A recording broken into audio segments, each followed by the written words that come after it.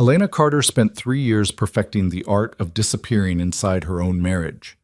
On the night she finally chose to leave, she walked into a restaurant where monsters wore expensive suits and met the most dangerous one of all. Adrian Volkov didn't offer her escape. He offered her something far more terrifying, the chance to become visible again. What followed wasn't a rescue.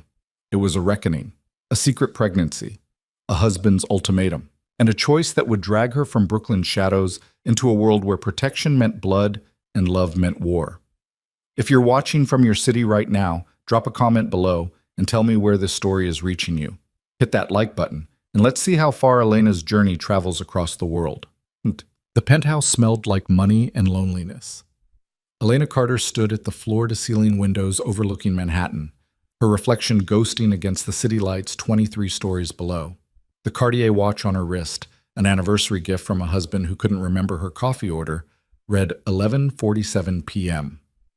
3 years ago today, she'd said yes to a man who'd promised her everything and delivered nothing but expensive furniture and carefully maintained distance. The dining table behind her held the remnants of a meal for two that only one person had touched.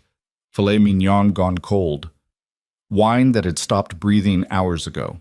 A cake from that bakery in Soho with Happy Anniversary scripted across buttercream frosting that was starting to look sad and slightly desperate under the chandelier's clinical light.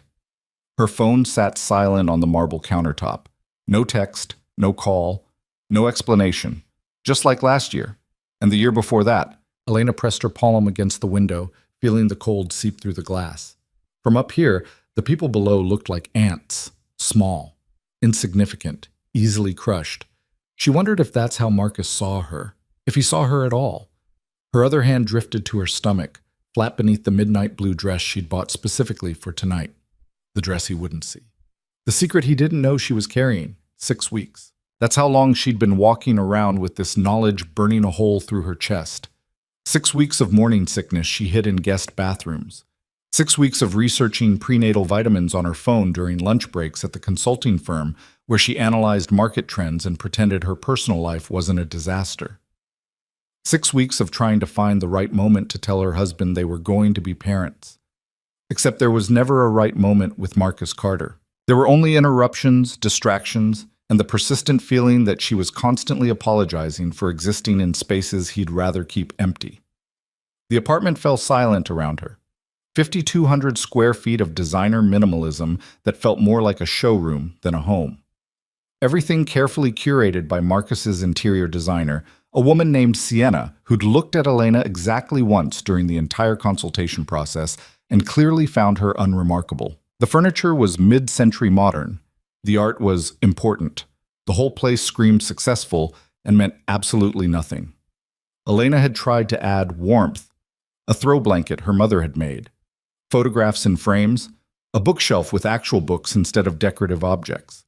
Marcus had tolerating her additions for approximately 3 weeks before suggesting, gently, always so gently, that maybe they detracted from the cohesive aesthetic.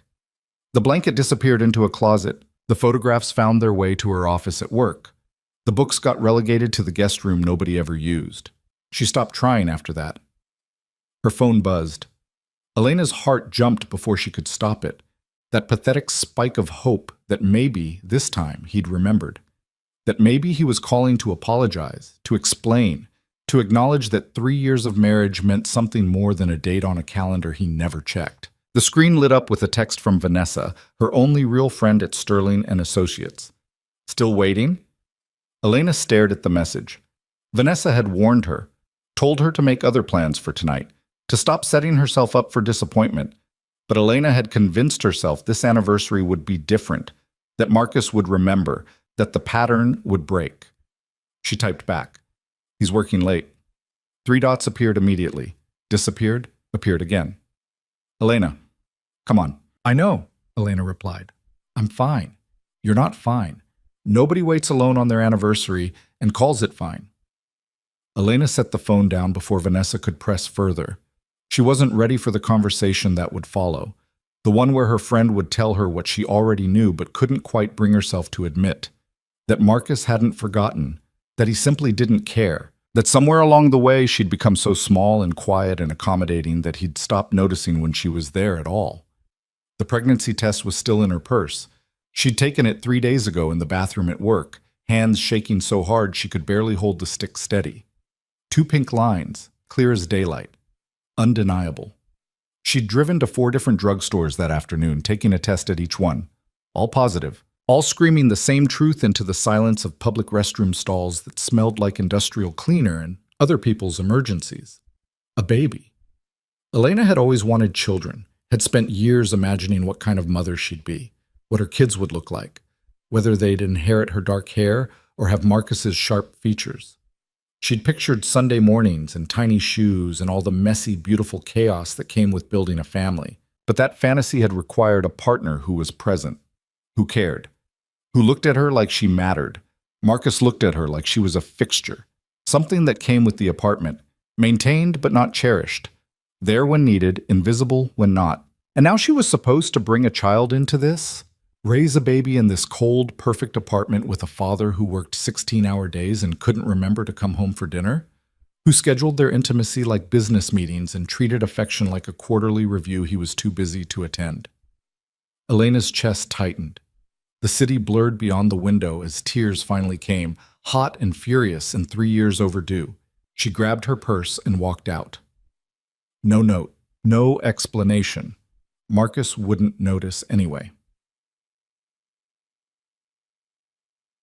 The streets of Manhattan absorbed her like they absorbed everyone, another anonymous figure moving through the late-night sprawl of a city that never stopped. Elena walked without direction, letting her feet carry her through neighborhoods that shifted from gleaming high-rises to shadowed side streets where the real New York lived. Her heels clicked against pavement. The October air bit through her dress, but she welcomed the cold. It felt real, grounding, unlike the climate-controlled perfection of the penthouse, where everything stayed exactly 72 degrees, regardless of season. She ended up in a part of the city she didn't recognize. The buildings here were older, brick and stone instead of glass and steel. The restaurants were the kind that didn't advertise, that you only found if you knew where to look. Small awnings, unmarked doors, the sort of places where deals got made and secrets got kept. Elena stopped in front of a heavy wooden door set into a building that looked like it had been standing since before she was born. No sign, no menu posted in the window, just a brass handle worn smooth by decades of hands and a warm glow seeping through the gap beneath the door.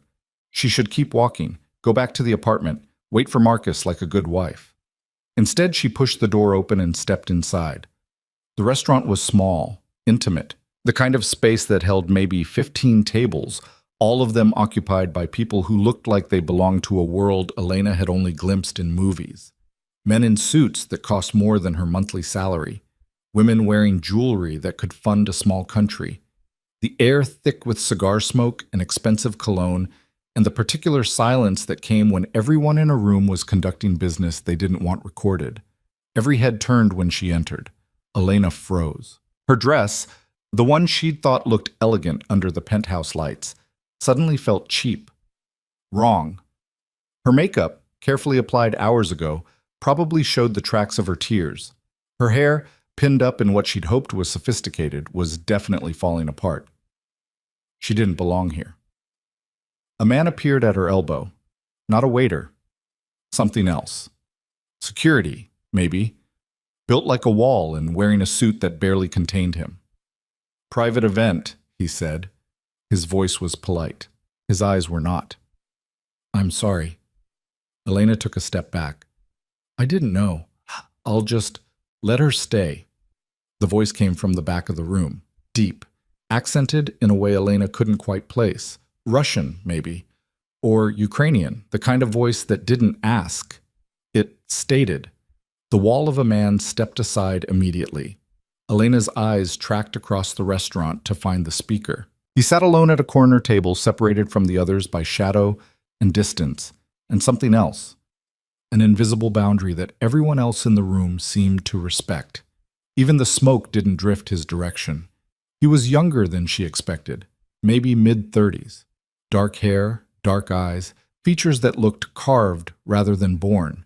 The kind of face that made you think of old paintings in museums. Beautiful in a dangerous way. Untouchable. He gestured to the empty chair across from him. Every instinct Elena possessed screamed at her to leave. to apologize and back out of this place and forget she'd ever walked through that door. This man wasn't safe. Everything about him, from the way he held himself to the way everyone else in the room refused to look directly at him, announced that he was exactly the kind of person sensible women avoided. But Elena was tired of being sensible, tired of being small and quiet and carefully invisible, tired of doing everything right and ending up alone anyway. She walked to his table and sat down. Up close, he was even more unsettling. Not because he was threatening, though Elena suspected he could be very easily, but because he looked at her like he actually saw her, like she wasn't just taking up space that could be better used for something else. "You're lost," he said. Not a question. "I'm exactly where I chose to be," Elena replied. The words came out stronger than she felt. Something that might have been amusement flickered across his face. Bad night? Bad 3 years. He nodded like that made perfect sense. Like walking into random restaurants and sitting down with dangerous strangers was a completely reasonable response to a failing marriage. A waiter appeared with a glass of red wine, set it in front of Elena without being asked, disappeared before she could say she didn't order anything. "I can't," Elena said, staring at the wine. Her hand moved to her stomach without thinking. The man's eyes tracked the gesture, understood immediately. His expression didn't change, but something shifted in the air between them. "Water, then," he said. The waiter reappeared with mineral water in a crystal glass. Lemon, ice, perfect. Elena took a sip. The water was cold enough to hurt. "Who are you?" "Adrian Volkov." He said it like she should recognize the name. She didn't. "Elena Carter." "You're married." He glanced at her left hand. The diamond ring Marcus had chosen, too big, too flashy, trying too hard, caught the candlelight. "Technically, but not practically." Elena met his eyes. They were black coffee dark, unreadable. "Does it matter?" "That depends on why you're here instead of with your husband, on what—" He paused, took in her dress, her makeup, the general air of someone who'd gotten dressed up for something that didn't happen. "Your anniversary?" "3rd, Elena said. The admission felt like defeat. "He's a fool." The certainty in Adrian's voice caught her off guard. He didn't know her, didn't know Marcus, didn't know anything about their marriage or the 1,000 small cuts that had bled it dry, but he said it like it was fact, like any man who'd let her walk out alone tonight deserved exactly that label. "You don't know him," Elena said. "I know his type." Adrian leaned back in his chair. "Important job, important friends." So busy building his empire, he forgot to notice the person holding it up. Elena's throat tightened. "You're making assumptions." "Am I wrong?" She looked away. The restaurant blurred. Not again. She was not going to cry in front of this stranger who saw too much and said things that cut too close to truths she'd been avoiding. "He's not a bad person," Elena said quietly. "He's just busy, distracted. It's not his fault that—" "Stop." Elena's head snapped up. Adrian was leaning forward now, elbows on the table, his full attention locked on her in a way that made it hard to breathe. "Don't do that," he said. "Don't make excuses for someone who can't be bothered to show up for you. You're carrying his child and spending your anniversary alone in a strange restaurant. That's not a scheduling conflict. That's a choice." "You don't understand." "I understand perfectly." His voice was cold now, controlled. "I understand that you've spent years making yourself smaller so he'd have more room. That you've convinced yourself his neglect is somehow your fault. That if you were just more understanding, more patient, more invisible, he'd finally see you." Elena's hands were shaking. "Stop." "Why? Because it's true?" "Because you don't know me." Her voice cracked. "You don't know anything about my life or my marriage or what I've been through. You've known me for 5 minutes and you think you can— I can see you're pregnant and alone and about to break." Adrian's voice gentled, but his eyes stayed sharp. "I can see you walked in here looking for something. Maybe just a place to breathe. Maybe something more. Either way, you're here, which means some part of you already knows what you need to do." Elena stood up so fast her chair scraped against the floor. Every eye in the restaurant turned toward them again. "This was a mistake," she said. "I should go." Adrian didn't move. "Where? Back to an empty apartment? To a husband who won't notice you were gone?" That's not... Elena stopped, because it was. It was exactly that. Marcus wouldn't notice. Wouldn't ask where she'd been, or why she'd left, or if she was okay. He'd come home at 2 in the morning, maybe 3, and slide into bed next to her without a word. In the morning, he'd be gone before she woke up. The pattern would continue. The silence would stretch, and she'd keep pretending it was normal. "Sit down," Adrian said. Not a command, an invitation. Elena should leave, should walk out of this place and never look back, should go home and be the good wife who didn't make scenes or sit with strange men or question the choices that had led her here. She sat down. Adrian gestured to the waiter who brought food without being asked. Pasta, bread. Simple things that smelled like comfort and tasted like someone actually cared whether she ate. They sat in silence while Elena picked at the meal. Adrian didn't push, didn't ask questions, just existed across from her like a fixed point in a world that wouldn't stop spinning. "Why did you let me stay?" Elena finally asked. Adrian considered the question. "You looked like someone who needed to be seen." "That's it?" "That's everything." Elena set down her fork. "I don't understand you." "You don't need to. Everyone else in here is terrified of you." "Yes." "Why?" "Because I'm dangerous." He said it matter-of-factly, the way someone else might say they were an accountant or a teacher, just a statement of occupation. "Are you going to hurt me?" "No." "How do I know that?" "You don't." Adrian's expression didn't change. "But you're still here, which means you've already decided to trust me more than you trust the life you walked away from tonight." Elena's chest hurt. "I can't just leave him. It's not that simple." "Why not?" "Because She stopped, tried to find the words. "Because we're married? Because I made promises? Because starting over is terrifying and I don't know if I'm strong enough to..." "You walked into a room full of criminals and sat down with a man you'd never met," Adrian interrupted. "You're already stronger than you think." "That's different." "How?" Elena opened her mouth, closed it. She didn't have an answer. Her phone buzzed. She pulled it out. A text from Marcus, time-stamped 1:17 a.m. "Working late. Don't wait up." Elena stared at the message. 4 words, sent hours after she'd needed them, containing exactly 0 acknowledgement that today was supposed to matter. She showed Adrian the screen. He read it. His jaw tightened. "When are you going to tell him about the baby?" "I don't know." "What do you think he'll say?" Elena's hands twisted in her lap. "I think he'll ask if I'm sure. I think he'll say the timing is bad, that he's got a big project at work, and maybe we should wait. Maybe we should think about whether this is really what we want right now." "And what will you say?" "I'll say, of course, that I understand, that we can wait." Her voice broke. "And then I'll make an appointment I don't want to keep and erase the one thing in my life that's actually mine." The words hung in the air between them, true and terrible, and finally spoken out loud. Adrian was quiet for a long moment. When he spoke, his voice was careful. "Is that what you want?" "No." The answer came immediately, certain. "No. I want this baby. I want to be a mother. I want..." She stopped, swallowed hard. "I want a life where I matter to someone, where I'm not just background noise." "Then take it." "I can't just..." "Why not?" Adrian leaned forward again. "What exactly are you holding on to? A marriage that's already over? A man who can't even remember your anniversary? The fantasy that if you're patient enough, small enough, quiet enough, he'll suddenly become the person you need him to be?" Elena's eyes burned. "It's not that easy. It's exactly that easy. You stand up, you walk out, you choose yourself. And then what? I'm 26 years old, I work 60 hours a week at a job I hate. I have no family in the city, no support system." "No, you'll have protection," Adrian said simply. Elena froze. "What?" "You stay in this marriage, eventually your husband will find out about the baby. And based on what you've told me, he'll pressure you to get rid of it. Maybe gently, maybe not.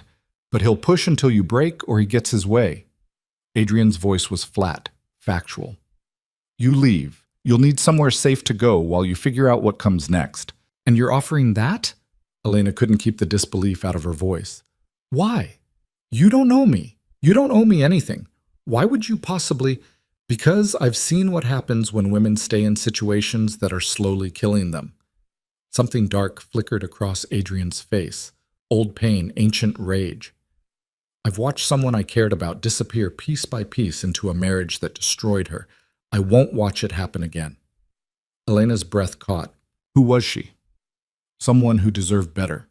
Adrian's voice was final. Case closed. Just like you. I'm not your responsibility. No, but you could be under my protection. There's a difference. I don't understand what you're offering. Safety, resources, time to breathe and figure out what you actually want instead of what everyone else has decided you should accept. Adrian pulled a card from his pocket, set it on the table between them. Heavy cardstock, no company name, just a phone number embossed in silver. You call that number, someone will answer, always, day or night. You need to disappear. We make it happen. You need support. You get it. You need your husband to understand that you're not negotiable. We make that clear. Elena stared at the card. What's the cost? Smart question. Adrian almost smiled. No cost, no strings, no expectations beyond the fact that you use the protection to actually build something instead of just surviving. Nobody does something for nothing. I'm not nobody. He stood. Think about it. Keep the card. If you decide to go back to your husband and make it work, I hope it works out. But if you decide you're done being invisible, he gestured to the card. Call. Adrian walked toward the back of the restaurant, disappeared through a door Elena hadn't noticed before. Gone as suddenly as he'd appeared. Elena sat alone at the table, the card burning a hole through the wood between her hands. Her phone buzzed again. Another text from Marcus. We'll be home late tomorrow too, big presentation. You understand. Not a question. A statement. An assumption that of course she'd understand, that she always understood. That understanding was her entire job. Elena picked up the card, slipped it into her purse next to the pregnancy test. Then she stood up and walked out into the night. The apartment was dark when she got back, empty, exactly as she'd left it. Elena kicked off her heels and walked through rooms that felt more like a museum than a home. Everything perfect, everything cold, everything chosen by someone else.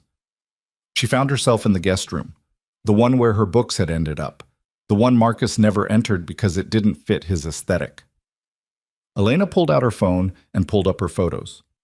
Scrolled back through 3 years of marriage, looking for something. Proof that it hadn't always been like this, that there had been warmth once. Love. Something worth fighting for. The photos told a different story. Every picture was the same. Marcus looking at his phone, Marcus in the middle of a conversation with someone else. Marcus present in body but absent in every way that mattered. And beside him, Elena. Smiling, trying, getting smaller with every passing month until she was barely visible at all. She stopped on a photo from their honeymoon. Marcus was checking his email on the beach. Elena was alone in the frame, staring at the camera with an expression she barely recognized now. Hope. That's what it was. The belief that things would get better, that marriage would soften him, that love would be enough. 3 years later, she knew better. Elena set down her phone and pulled out the pregnancy test, stared at those 2 pink lines that represented everything she wanted and everything Marcus would ask her to give up. Her hand moved to her stomach, flat still, but not for long. I'm going to keep you, she whispered to the silence. I don't know how yet, but I'm going to keep you. The words felt like a promise, like a vow more sacred than the ones she'd made in a courthouse 3 years ago with a man who'd already been checking his watch. Elena went to bed alone. Again. She left the light on in the living room so Marcus could find his way when he eventually came home. Left a plate of food in the refrigerator he probably wouldn't eat. Maintained the careful routines of a marriage that existed only on paper. But in her purse, next to her keys and lipstick and the pregnancy test she couldn't quite throw away, sat a card with a phone number and the promise of a different kind of life. She fell asleep with her hand on her stomach and Adrian Volkov's words echoing in her head. You're already stronger than you think. Marcus came home at 3:47 a.m. Elena heard him moving through the apartment, heard the refrigerator open and close, heard him brush his teeth in the master bathroom, heard him slide into bed beside her like this was normal. Like leaving your wife alone on your anniversary was just another Tuesday. She kept her breathing even, pretended to sleep. Marcus settled into his side of the bed, the side farthest from her, the side that might as well be in a different apartment. Within minutes, he was snoring softly. Elena stared at the ceiling, felt the weight of the ring on her finger, the weight of 3 years of trying, the weight of the choice that was slowly crushing her. She waited until she was sure Marcus was deep asleep. Then she got up, walked to the bathroom, and locked the door behind her. Her reflection in the mirror looked like a stranger, pale, tired, wearing an expression she'd seen on other women and promised herself she'd never wear. The look of someone who'd lost themselves so gradually they didn't notice until there was almost nothing left to find. Elena gripped the edge of the sink, made herself look, really look. "What are you doing?" she whispered to the woman in the mirror. "What are you waiting for?" The woman didn't answer, just stared back with haunted eyes and 3 years of silence. Elena's hand shook as she pulled out her phone, pulled up Marcus's text from earlier. "We'll be home late tomorrow too." Tomorrow. And the day after that. And every day after, until she finally accepted that this was it. This was the marriage. This was her life. Small and quiet and carefully arranged to disturb nothing and no one. She opened a new message, started typing. "We need to talk." Her thumb hovered over send. This was it. The moment. Once she sent this, things would change. Maybe for better. Maybe for worse. But they would change. Elena hit send. Then she sat on the bathroom floor and waited for morning. Marcus didn't respond to her text. Elena watched her phone through breakfast, a meal she ate alone while Marcus showered and dressed and gathered his things for a full day of meetings he'd already told her would run late. He kissed her forehead on his way out, distracted, already thinking about whatever presentation or client or deal demanded his attention today. "Have a good day," he said. Not "I love you," not "How are you feeling?" not "Sorry about last night." Just the same generic parting words he'd give a colleague or a stranger. Elena watched him go, heard the door close, heard the elevator ding, heard silence rush in to fill all the spaces he'd left empty. She got dressed for work, put on the professional armor of pencil skirts and blazers that helped her disappear into boardrooms and conference calls. Armor that had stopped feeling like power and started feeling like camouflage. At Sterling and Associates, she was good at her job. Great, even. She analyzed market trends, wrote reports that executives actually read, had a reputation for seeing angles other people missed. Her work mattered. Her insights had saved clients millions, none of which meant anything when she came home to an apartment that felt like a waiting room.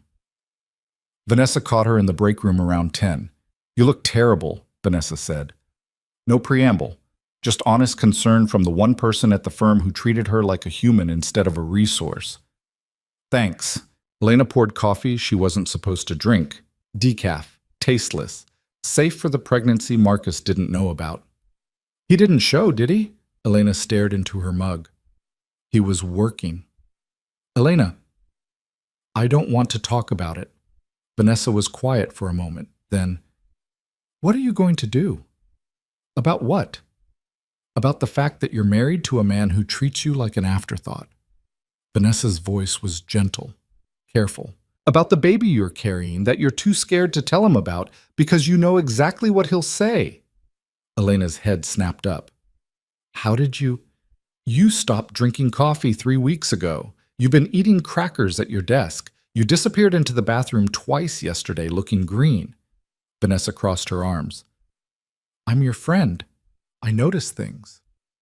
"I'm going to tell him," Elena said. "I just need to find the right time." "There's never going to be a right time with Marcus. You know that. He's my husband. He's a placeholder." Vanessa's voice was matter of fact. "You married him because you were young, and he seemed stable, and you wanted to believe that successful meant good. But he's not good, Elena. He's just rich and busy and completely oblivious to the fact that he has a wife who's disappearing right in front of him. That's not fair. Isn't it?" Vanessa leaned against the counter.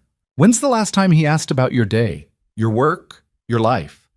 When's the last time he looked at you like he actually saw you?" Elena's throat closed, because she couldn't remember. Couldn't pinpoint a single moment in recent memory when Marcus had looked at her with anything resembling real attention. "I met someone last night," Elena heard herself say. Vanessa's eyebrows shot up. "What?" "Not like that, Elena set down her coffee. "I walked into this restaurant, and there was this man. And he looked at me like I was actually there, like I existed. And he said things that I can't stop thinking about." "What kind of things?" "That I deserve better, that I'm stronger than I think, that choosing myself isn't selfish." Elena pulled out the card, showed it to Vanessa. "He offered me protection, said if I needed to leave, he'd help." Vanessa took the card, examined it. "Just a phone number, no name. Adrian Volkov." Vanessa's face went pale. "Adrian Volkov? The Adrian Volkov? You know him?" "Everyone knows him, or knows of him anyway." Vanessa handed the card back like it might bite. "Elena, he's not someone you want to be involved with." "Why? Who is he?"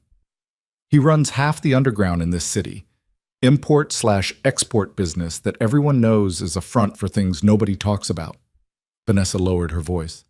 "He's dangerous. Like actually dangerous. Not dangerous sexy. Dangerous people disappear." Elena stared at the card. "He didn't seem dangerous. That's how people like him work. They seem charming, helpful. And then you owe them something, and it's too late to walk away. He said there were no strings." "There are always strings, Elena, especially with men like that." Elena slipped the card back into her purse. "He's the only person who's offered me anything. Marcus hasn't even responded to my text." "What text?" "I told him we needed to talk." Vanessa checked her watch. "That was 6 hours ago?" "7. "And nothing?" Elena shook her head. Vanessa was quiet for a long moment. Then she pulled out her phone. "I'm texting you the number for a divorce attorney. She's good, discreet. She'll walk you through your options." "I'm not getting divorced." "Not today, maybe, but eventually." Vanessa met her eyes. "You know how this ends, Elena. The only question is whether you wait until there's nothing left of you to salvage or you walk away while you still remember who you used to be." Marcus finally responded at 2:34 p.m. "What did you want to talk about?" Elena stared at the text. 7 words, hours late, containing exactly 0 curiosity or concern. She typed, "Can we have dinner tonight? Actually sit down and talk?" The response came faster this time. "Can't. Big client dinner. Tomorrow?" Elena's hands clenched around her phone. Tomorrow. Always tomorrow. The promised day that never actually arrived. "It's important," she typed. "Everything's important. Can it wait until the weekend?" She could picture him as he wrote that, sitting in a meeting, half paying attention to her text while making important eye contact with important people about important things. Her needs somewhere at the bottom of a very long list of priorities. "I'm pregnant," Elena typed. Her thumb hovered over send. This was it. The moment that would change everything. Once he knew, there was no going back. No more hiding. No more pretending. She deleted the message. Typed instead, "We'll talk this weekend." Perfect. "Love you." 2 words tossed at the end of a conversation like spare change. Like an afterthought. Like something he'd learned to say but forgotten to mean. Elena set down her phone and went back to work. Analyzed market trends for companies that would never know her name. Wrote reports that would make other people money. Did her job with the same careful precision she brought to everything, while the pregnancy test in her purse burned like evidence of a crime she hadn't committed yet. At 6 o'clock, she left the office. Took the subway back to a neighborhood she could barely afford on her own, but that Marcus insisted on because it impressed the right people. Rode the elevator to the 23rd floor. Let herself into an apartment that smelled like expensive nothing. Marcus's suit jacket was on the chair. He'd come home, changed, left again. Elena stood in the doorway and felt something break. Not loudly, not dramatically, just a quiet crack. The sound of the last thread holding her together finally giving way. She walked to the bedroom, opened her closet, started pulling out clothes. Her phone rang. Unknown number. Elena almost didn't answer, but something made her pick up. "Elena Carter?" The voice was professional, female, crisp. "Yes?" "This is Doctor." Morrison's office calling about your appointment on Tuesday. We need to confirm. I didn't make an appointment, Elena said. A pause. I'm showing here that Marcus Carter called this morning to schedule a consultation for you regarding a pregnancy termination. The world tilted. I'm sorry, Elena said carefully. Could you repeat that? Your husband called to make an appointment for a termination procedure. We have you down for Tuesday at 2. We'll need you to... Elena hung up. Her hands were shaking. Her whole body was shaking. Marcus knew. Somehow he knew. And instead of talking to her, instead of asking what she wanted, he'd made an appointment to get rid of their baby like it was a problem to be solved, an inconvenience to be erased. She didn't remember pulling out the card, didn't remember dialing the number. But suddenly her phone was ringing and a voice was answering. Yes? This is Elena Carter, she said. Her voice sounded far away, like someone else was speaking. I need help. One moment. The line went quiet. Then Adrian's voice, clear and immediate. Elena, he made an appointment. The words tumbled out. My husband. He knows about the baby and he made an appointment to... Her voice broke. I never said yes. I never agreed to anything. He just decided and... Where are you? Home. I'm at home. I can't stay here. I can't... Address. Elena gave it. Pack a bag, Adrian said. Someone will be there in 20 minutes. Don't open the door for anyone else. I don't even know where I'm going. Somewhere safe, I promise. A pause. Elena, did he hurt you? No, not physically. He just... She couldn't finish. 20 minutes, Adrian said again. Can you hold on that long? Elena looked around the apartment, at the perfect furniture and the perfect art and the perfect life that had been slowly suffocating her for 3 years. Yes, she said. I can hold on. She hung up and started packing. Elena's hands moved on autopilot, pulling clothes from hangers and shoving them into the leather overnight bag Marcus had bought her for a business trip she'd never taken. Jeans, sweaters, underwear, the practical things you grabbed when your life was falling apart, and you had exactly 20 minutes to decide what pieces of yourself were worth saving. She stood in front of her closet, staring at the row of designer dresses Marcus preferred her to wear. Elegant, understated. The kind of clothes that helped her blend into the background of his professional life. She left them all hanging. In the bathroom, she grabbed her toothbrush, then stopped. Her reflection caught her mid-motion, and for a second she didn't recognize the woman staring back. When had she started looking so tired? When had the light gone out behind her eyes? The pregnancy vitamins were hidden behind the skincare products Marcus's assistant had ordered for her last Christmas. Elena dumped them into her makeup bag along with the positive test she'd been keeping like evidence. Evidence of what? She wasn't sure anymore. That she existed? That something growing inside her was proof she was still capable of creating life even while her own was dying by inches? Her phone buzzed. Marcus. Where are you? I'm on my way home. We need to talk. Elena's stomach dropped. He never came home early, never interrupted client dinners, never prioritized her over work unless something was wrong. He knew she knew. Her fingers flew across the screen. I'm at Vanessa's. Girls' night. Be back late. The lie came easier than it should have. 3 years of marriage had taught her that sometimes survival meant becoming someone she didn't recognize. We need to talk tonight. This is important. Tomorrow, Elena typed. I promise. She didn't wait for his response, just grabbed her bag and walked out of the bedroom that had never felt like hers anyway. The living room stopped her. In the harsh overhead lighting, everything looked exactly like what it was. A carefully staged set for a life that existed only on paper. The photos on the mantel were from their wedding, both of them smiling for cameras while standing just far enough apart that even the photographer had commented on it. The art on the walls was tasteful and expensive and meant absolutely nothing. The furniture was the kind you saw in magazines and never actually sat on. Elena had spent 3 years trying to make this place feel like home, adding warmth, adding personality, adding herself. Marcus had spent 3 years erasing her additions until there was nothing left but his vision of perfection. She walked to the kitchen and opened the drawer where she kept the takeout menus. Buried underneath was a small wooden box her mother had given her before she died. Inside was the only jewelry Elena actually cared about, her grandmother's wedding ring. Simple gold band, worn smooth by decades of love and loss and stubbornness. Her mother's voice echoed in her memory. Don't let any man make you forget who you are, mija, not even one you love. Elena slipped the ring onto her right hand, left Marcus's ostentatious diamond on her left. The difference between them felt symbolic in a way that made her chest ache. A knock at the door made her jump. She checked the peephole. A woman stood in the hallway.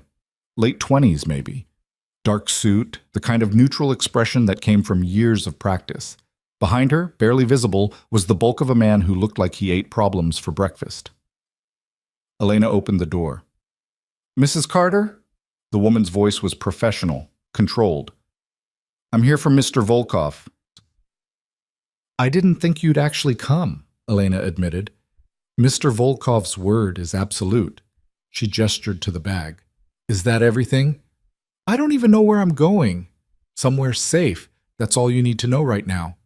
The woman stepped aside. We should leave. Your husband just entered the parking garage. Elena's blood went cold. How do you... We've been monitoring the building since you called. He's in the elevator. She glanced at her watch. You have maybe 90 seconds before he reaches this floor. Elena grabbed her purse and the bag and followed the woman into the hallway. The man fell into step behind them, moving with the kind of silent efficiency that suggested violence was a language he spoke fluently. They took the stairs. Elena's heels clicked against concrete as they descended, the sound echoing in the narrow stairwell. 3 flights down, the woman pushed open a door that led to a service corridor Elena had never known existed. This way. They moved through the building's skeleton, the parts residents never saw. Maintenance areas, storage rooms, the mechanical guts of a luxury high-rise. Finally, they emerged in a loading area where a black SUV waited, engine running. The woman opened the back door. Get in. Elena hesitated. This was insane. She was getting into a car with strangers who worked for a man Vanessa had called dangerous. A man who ran criminal operations under the cover of legitimate business. A man she'd known for less than 12 hours. But behind her was an apartment where her husband had made decisions about her body without her consent. Where she'd spent 3 years shrinking herself down to nothing. Where the future held nothing but more silence and more erasure, and eventually the loss of the one thing that was actually hers. Elena got in the car. The woman slid in beside her. The man took the front passenger seat. The driver, another wall of muscle in an expensive suit, pulled out without a word. Where are we going? Elena asked. Mr. Volkov's estate, about an hour north of the city. The woman pulled out a tablet. You'll have your own quarters, privacy, security, everything you need while you figure out your next steps. Why is he doing this? The woman looked up from her tablet. Her expression shifted slightly, revealing something that might have been sympathy. You'd have to ask him that yourself. But if I had to guess, he doesn't like men who hurt women. And your husband hurt you. That's enough. Elena stared out the window as Manhattan blurred past. The city she'd called home for 6 years suddenly felt foreign. Or maybe she was the foreign thing. Maybe she'd been slowly becoming a stranger to herself and was only now noticing how far she'd drifted. Her phone buzzed continuously. Marcus calling, then texting, then calling again. Where are you? Elena, this isn't funny. We need to talk about the baby. I know you're upset, but you're not thinking clearly. Call me back. Now. The messages got progressively more demanding, more frustrated, the tone shifting from concern to irritation to barely concealed anger. Elena watched them pile up and felt nothing. Just a strange, distant numbness where her feelings used to be.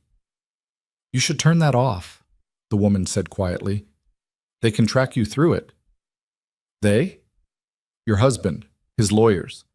Anyone he's paying attention to keep tabs on you. She held out her hand. I can give you a clean phone, untraceable.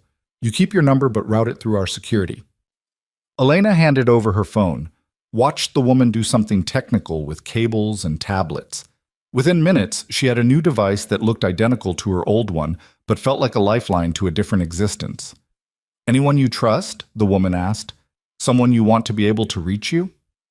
Vanessa, my friend from work. Number? Elena recited it. The woman programmed it in. She's cleared for contact. Anyone else calls, it routes through a filter first. We screen it. Decide if it's safe. The woman met her eyes. You're under our protection now. That means we take threats seriously. All of them. Marcus isn't violent. There are a lot of ways to hurt someone without ever raising a hand, the woman said. And men who feel entitled to control women's choices get dangerous when that control slips. Your husband scheduled an abortion without your consent. That's not a man who respects boundaries. Elena's hand moved to her stomach. The baby was barely there yet, just a cluster of cells smaller than a grape. But it was hers, her choice, her future. And Marcus had tried to erase it like it was a line item on a spreadsheet. "What's your name?" Elena asked. "Irina." "How long have you worked for Adrian?" 8 years. "Do you like him?" Irina considered the question. "Mr. Volkov is fair, loyal to the people who work for him. He pays well, protects his own, and doesn't ask for anything he wouldn't do himself." She paused. "And he has a code. Doesn't hurt women or children. Doesn't deal in drugs or trafficking. Keeps his business clean compared to others in his world." "That's a low bar." "Maybe, but it's his bar and he holds it." Irina looked out the window as the city gave way to suburbs. "You could do a lot worse for protection." They drove in silence after that. Elena watched the landscape change from concrete to green, from high-rises to houses to estates hidden behind walls and gates. The further they got from Manhattan, the easier it became to breathe. An hour later, they turned onto a private road. Trees lined both sides, creating a tunnel of autumn leaves. At the end sat a house that was more compound than residence, stone and glass, modern but not cold, surrounded by grounds that looked professionally maintained but not ostentatiously perfect. Guards nodded them through the gate. The SUV pulled up to a wide entrance where Adrian waited, hands in his pockets, looking like he'd stepped out of a painting titled "Dangerous Men Who Save Broken Women." Elena's door opened. She stepped out onto gravel that crunched under her feet. Adrian walked toward her. Up close, in daylight, he looked different, harder. The kind of man whose face revealed exactly nothing unless he wanted it to. "You came," he said. "I didn't have anywhere else to go." "That's not true. You had a dozen options. You chose this one." He gestured toward the house. "Come on. We'll get you settled." Inside, the house was nothing like Elena expected. It was warm, lived in, books on shelves, art that looked chosen by someone who actually cared about it rather than someone trying to impress. A dog, some kind of massive German shepherd, bounded up to greet them. "That's Sasha," Adrian said. "She's friendly. Too friendly, according to the security team." Elena reached out. Sasha pressed her enormous head into Elena's palm, tail wagging like they were already best friends. "She likes you," Adrian observed. "Dogs are good judges of character." "Usually." Adrian led her through the house. "Your rooms are this way. Private entrance, bathroom, sitting area. You want company? Come find me. You want to be left alone? Nobody will bother you." He opened a door to a suite that was bigger than Elena's first apartment. Tasteful, comfortable. The kind of space that suggested someone had actually thought about what a person might need when their world was falling apart. "There's clothes in the closet," Adrian said. "Different sizes. Take what fits. Kitchen stocked. You're hungry. Eat. You need anything else? Irina will handle it." Elena set down her bag, turned to face him. "Why are you doing this?" Adrian was quiet for a moment. Then he crossed to the window, looking out over the grounds. "I told you last night. I watched someone I cared about disappear into a marriage that killed her. Slowly. Quietly. Until there was nothing left but the outline of who she used to be. What happened to her?" "She died." His voice was flat. Her husband was a respected businessman, pillar of the community. Everyone loved him. Behind closed doors, he controlled every aspect of her life. What she wore, who she talked to, where she went. When she got pregnant, he was furious, said it would ruin his career trajectory. She had the baby anyway, thought maybe it would soften him. Adrian's jaw tightened. 3 months later, she drove her car off a bridge. They called it an accident. I knew better. Elena's breath caught. "I'm sorry." "Don't be sorry. Be alive." He turned to face her. "Be so aggressively alive that when your husband realizes what he lost, it's too late to do anything about it. I'm not trying to make him regret anything. No, you're trying to survive. That's harder. Adrian moved toward the door. Get some rest. We'll talk tomorrow about what comes next. Adrian? He stopped. The woman you lost. Did you love her? His expression shifted, revealed something raw. She was my sister. Then he was gone, door closing softly behind him, leaving Elena alone in a stranger's house with nothing but the clothes on her back and the baby she was fighting to keep. She sat on the bed, let herself fall backward onto blankets that smelled like lavender and something else. Safety, maybe. Or just the absence of the constant low-level anxiety that had become her baseline. Her phone, the new one, buzzed. Vanessa. Where are you? Marcus is calling me. Says you're missing. Elena stared at the message. Missing. Like she was a lost object instead of a person who'd finally chosen to leave. I'm safe, she typed back. Can't tell you where. But I'm okay. Did you leave him? Yes. Thank God. Are you with that Volkov guy? Elena hesitated, then, yes. 3 dots appeared. Disappeared. Appeared again. Be careful. Please. I will. Call me tomorrow? I will, Elena typed again. Then she turned off the phone and let the silence swallow her whole. She must have fallen asleep because when she opened her eyes, the room was dark and someone was knocking softly on her door. Come in, Elena called, her voice rough. Irina entered with a tray. Thought you might be hungry. You didn't eat before you left. The smell of food hit Elena's stomach, which responded with immediate enthusiasm. She sat up. What time is it? Almost 9. Irina set the tray on the small table near the window. Soup, bread. Nothing heavy. You've had a shock. Best to eat light. Elena joined her at the table. The soup was some kind of chicken and vegetable combination that tasted like someone's grandmother had made it. Warm, comforting, real. This is amazing, Elena said. Adrian's housekeeper. She's been with him since he was a kid. Thinks everyone is too skinny and needs feeding. Irina smiled slightly. She's going to love you. Pregnant women are her specialty. How many pregnant women has Adrian brought here? You're the first. Irina poured water from a pitcher. But Maria, the housekeeper, she raised 4 kids of her own, has strong opinions about prenatal nutrition.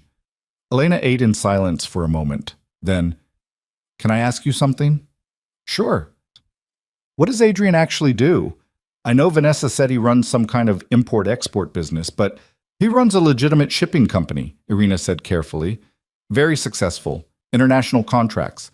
Employs about 300 people legally. Everything above board. And the other stuff.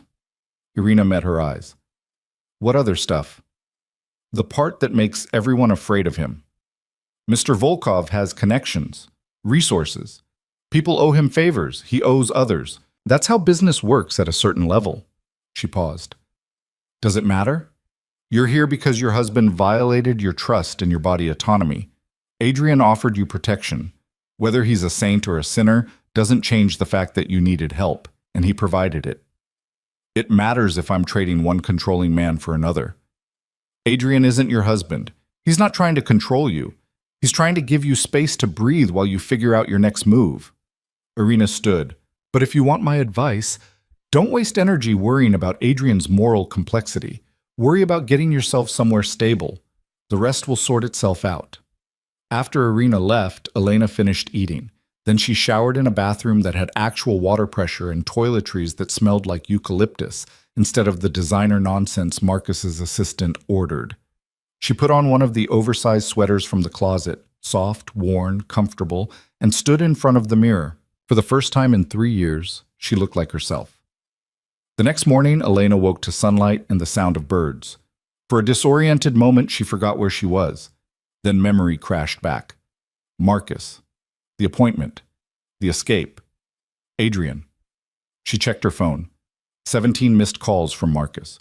42 text messages, 3 voicemails. She deleted them all without reading or listening.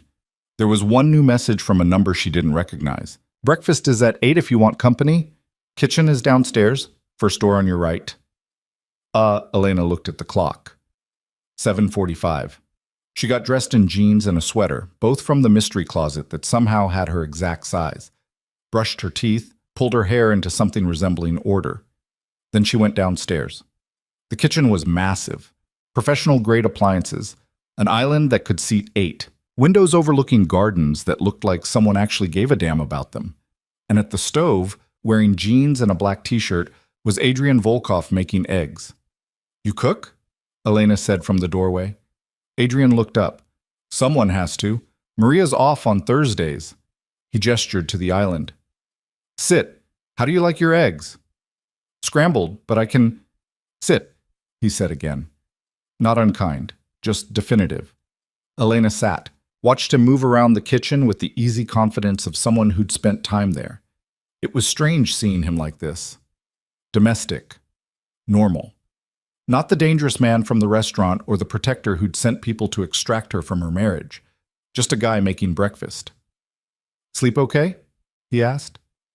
"Better than I have in months." "Good."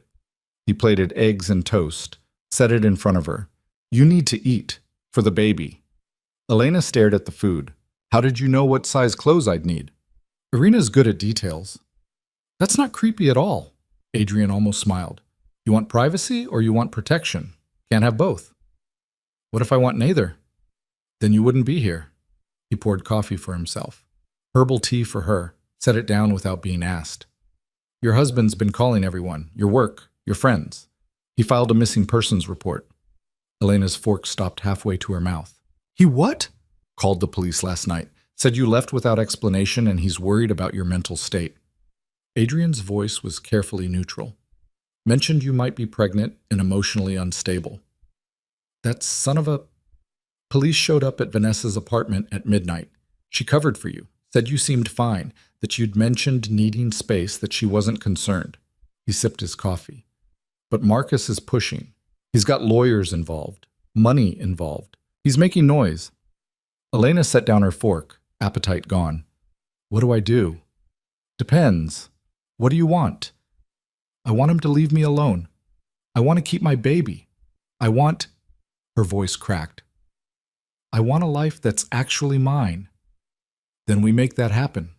Adrian pulled out his phone, showed her a document. "Restraining order, pre-filed.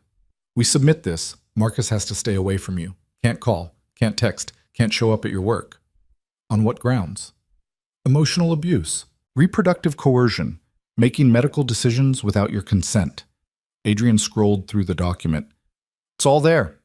Documented, dated, ready to file." Elena read through the pages. Every fight, every dismissal, every time Marcus had made her feel small or invisible or wrong for wanting basic acknowledgement.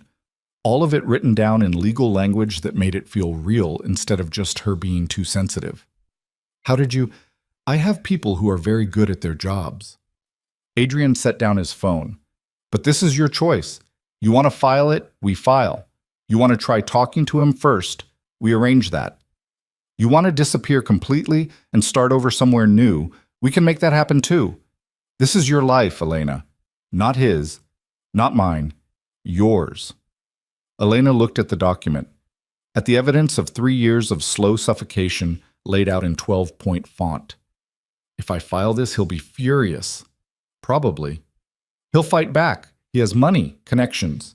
He could do a lot of things," Adrian interrupted, "but he won't. Because I'll make it very clear that touching you means dealing with me. And Marcus might be successful and connected, but he's not stupid. He knows what I am. He'll back off. You can't just threaten him. Watch me." Adrian's voice went cold. "He scheduled an abortion without your consent. He tried to erase your child like it was an inconvenience. Men who do that don't get the benefit of polite conversation. They get a very clear message: stay away or suffer consequences." Elena's hands were shaking.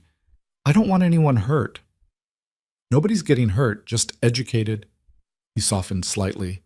"Elena, I know this is scary, but you called me. You got in that car. You came here. Some part of you already knows what you need to do. I'm just giving you the tools to do it." She stared at the restraining order. At the exit door he was holding open. All she had to do was walk through. "File it," she heard herself say. Adrian nodded, sent a text. "Done. He'll be served by end of day." Elena waited for regret, for panic. for the voice in her head that had spent 3 years telling her to be patient, be understanding, be small. It didn't come. Instead, she felt something that might have been relief, or maybe just the absence of pressure, like she'd been holding her breath for 3 years and finally remembered how to exhale. "What happens now?" she asked. "Now you rest, eat, take care of yourself." Adrian stood. "When you're ready, we figure out next steps. Job, housing, legal stuff. But that's future. Today you just exist. That's enough."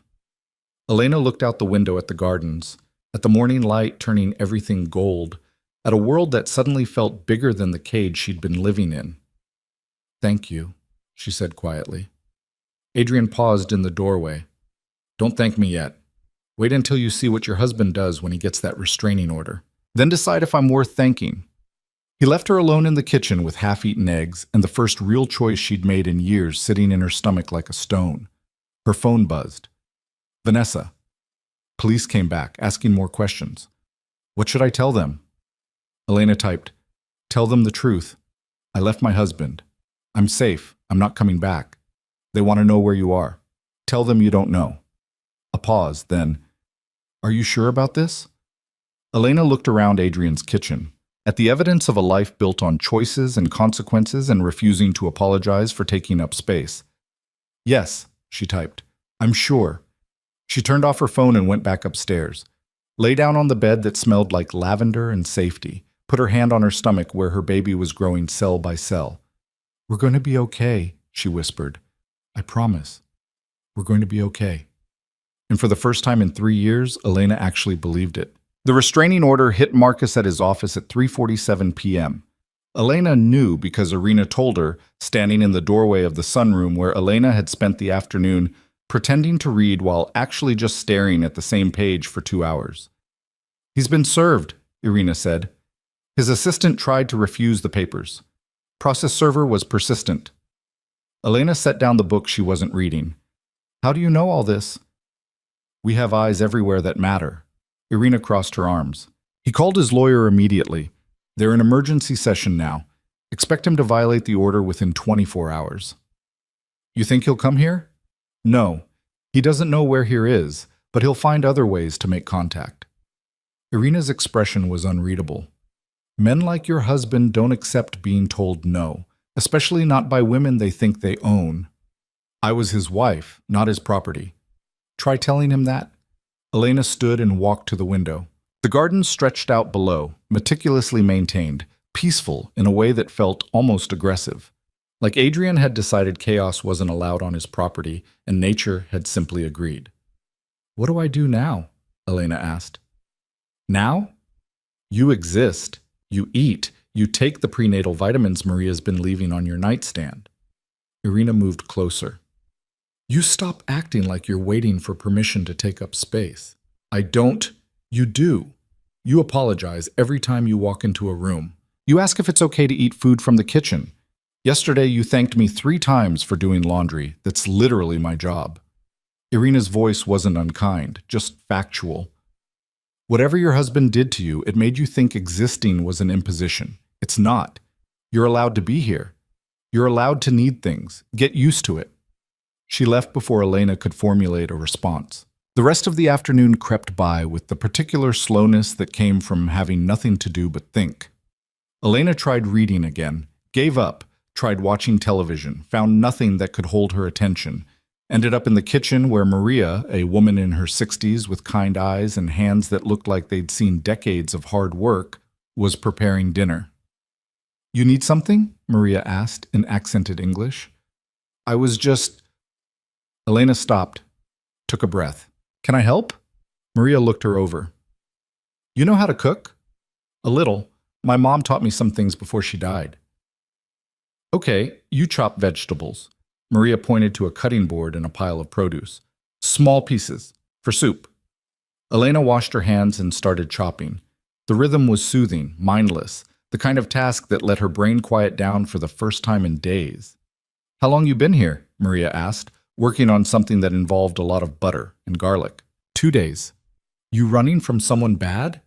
Elena's knife paused mid-cut. "How did you—" "I worked for Mr. Adrian 8 years. I see what kind of people he helps. Maria glanced over. Always people running from something, usually people nobody else would help. Why does he do it? You ask him that? He told me about his sister. Maria's expression shifted. Grief flickered across her features. Katya, beautiful girl, so smart, so kind. She married the wrong man. We all see it. But she love him. Thinks she can fix him. Maria shook her head.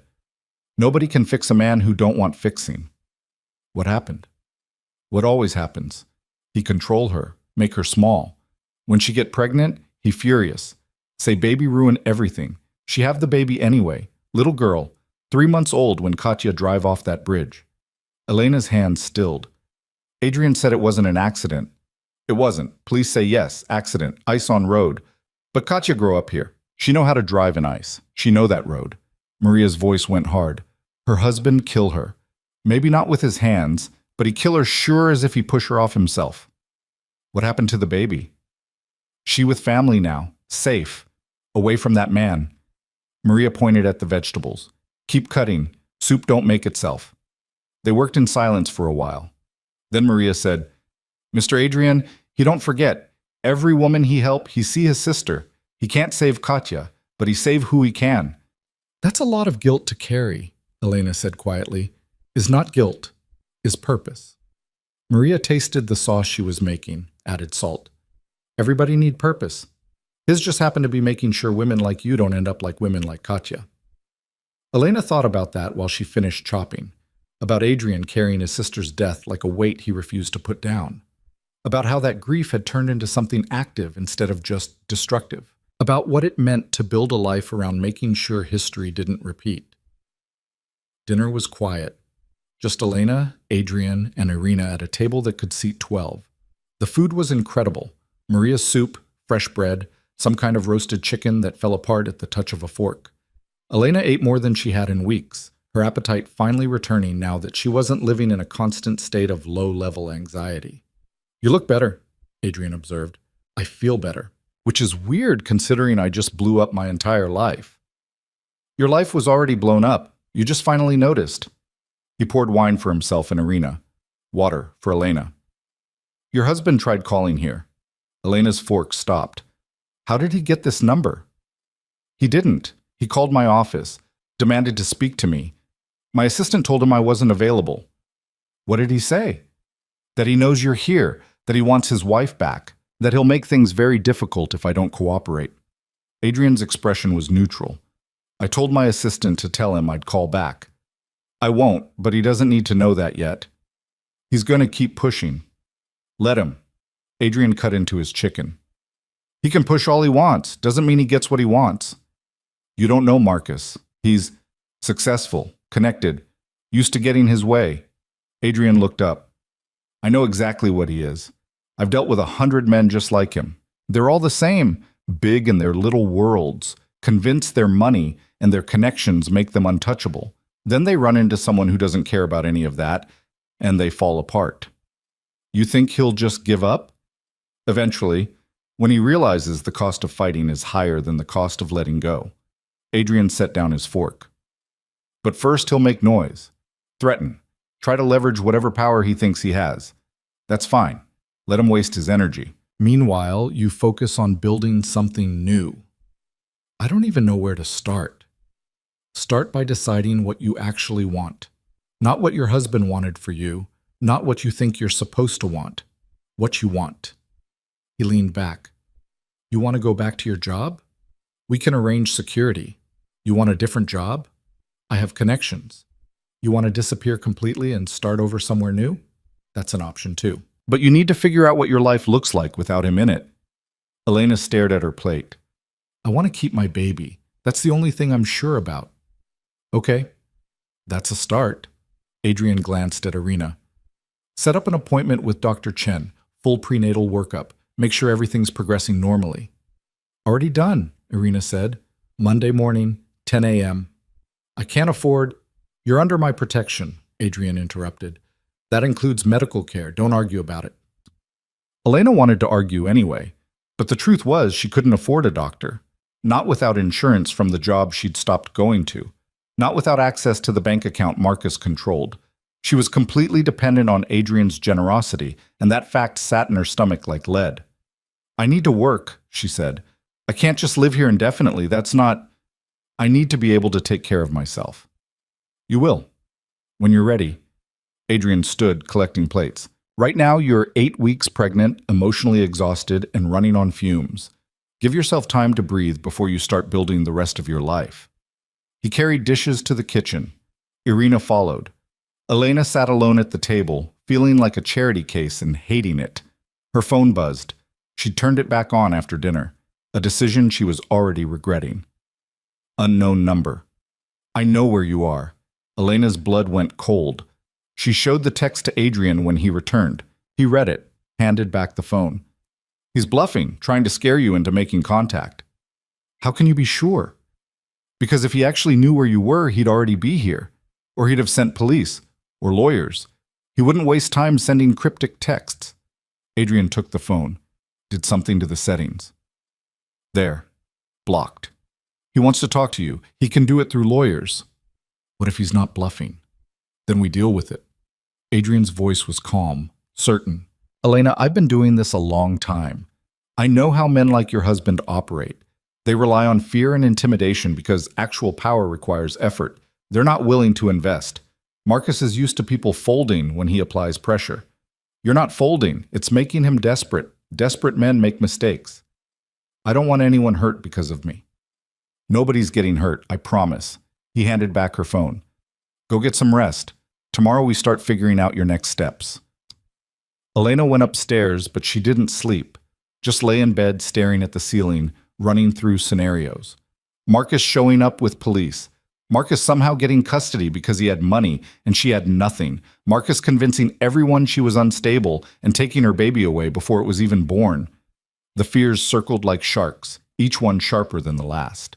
Around 2 a.m., she gave up on sleep and went downstairs. Found Adrian in what looked like a study, working on a laptop, Sasha asleep at his feet. "Can't sleep?" he asked without looking up. "Too much in my head." "Want to talk about it?" Elena sat in the chair across from his desk. Sasha's tail thumped twice, but the dog didn't move. "How do you do this?" "Do what?" "Help people without expecting anything back. Everyone always wants something." Adrian closed his laptop. "I expect you to use this opportunity, to build something, to not waste the protection I'm offering by going back to a situation that was killing you." He paused. "Is that asking too much?" "No, but it feels like I owe you something I can't repay." "You don't owe me anything. You're not here because I'm collecting debts. You're here because nobody else was offering, and I had the resources to help." He stood, moved to a cabinet, poured himself a drink, offered her one. She shook her head. "My sister didn't have anyone. Nobody helped her. Nobody saw what was happening until it was too late. I can't fix that, but I can make sure other women don't end up the same way. That's not charity. That's penance." "For what?" "For not seeing it sooner. For not being there when she needed me." His voice was rough. "For believing her when she said everything was fine because it was easier than dealing with the truth." Elena watched him drink, saw the guilt he carried written in the tension of his shoulders. "It wasn't your fault. It doesn't matter. Still feels like it was." He set down the glass. "Go back to bed. Try to rest. Tomorrow's going to be long." "Why?" "Because Marcus filed an emergency custody petition. His lawyers are claiming you're mentally unstable and unfit. Hearings at 9 a.m. Elena's world tilted. "He can't. There's no baby yet. There's nothing to..." "He's trying to establish grounds for taking the baby once it's born. Preemptive custody based on your alleged mental health issues and abandonment of the marriage." Adrian's voice was clinical, detached. "It won't work. We have our own lawyers. Better ones. But you need to be prepared for him to fight dirty." "I can't lose this baby." Elena's voice cracked. "I can't. That's the only thing I have, the only thing that's actually mine." "You're not going to lose it. I promise." Adrian moved around the desk, sat on the edge in front of her. "But you need to be strong tomorrow. You need to walk into that courtroom and show the judge exactly how not unstable you are. Can you do that?" Elena wiped her eyes, nodded. Yes. Good. Irina will take you shopping tomorrow morning, get you something appropriate to wear, professional, but not trying too hard. We want sympathetic, not desperate. I don't have money for Elena. Adrian's voice was firm. Stop. You're under my protection. That means I handle things. Let me handle things. She wanted to argue, to maintain some shred of independence. But the truth was she had nothing. No money, no resources. No way to fight Marcus except through Adrian's generosity. Okay, she said quietly. Get some sleep. Real sleep this time. Doctor's orders. You're not a doctor. No, but I've got one on speed dial and she'd say the same thing. He helped her up. Go. Rest. Tomorrow we win the first battle. Elena went back to her room. This time exhaustion won over anxiety. She slept hard and dreamless, her hand on her stomach, protecting the life growing there with the only certainty she had left. Morning came too fast. Irina woke her at 7 with coffee, decaf, she noted, and a breakfast tray. Eat fast. We leave in 30 minutes, Irina said. Where are we going? Shopping, then the courthouse. Irina laid out clothes on the bed. These are temporary. We'll get you something better. The temporary clothes were nicer than half of Elena's wardrobe back at the penthouse. She dressed quickly, ate what she could stomach, and followed Irina out to the SUV. They drove to a boutique in a town Elena didn't recognize, the kind of place where they knew Irina by name and didn't ask questions when she said they needed court-appropriate clothing immediately. Elena tried on a dozen outfits while Irina evaluated each one with the critical eye of someone who understood that appearance was armor. That one, Irina finally said, pointing to a navy dress. Simple. Conservative. The kind of thing that said responsible adult, not unstable flight risk. Shoes to match, minimal jewelry. Hair down, not up. We want approachable, not corporate. You've done this before, Elena observed. More times than you'd think. Irina paid without looking at the total. Let's go. We're due at the courthouse in 40 minutes. The courthouse was exactly what Elena expected. Cold, institutional, smelling like floor wax and other people's misery. Their lawyer met them outside, a woman in her 50s named Patricia Brennan who had the kind of face that suggested she'd seen everything and been impressed by none of it.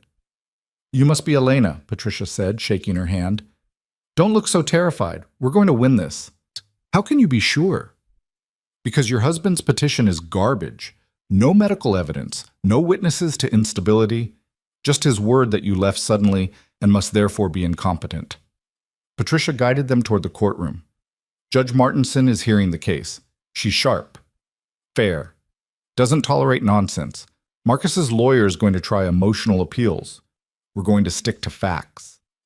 They entered the courtroom. Marcus was already there with his legal team, 3 men in expensive suits who looked like they billed by the breath.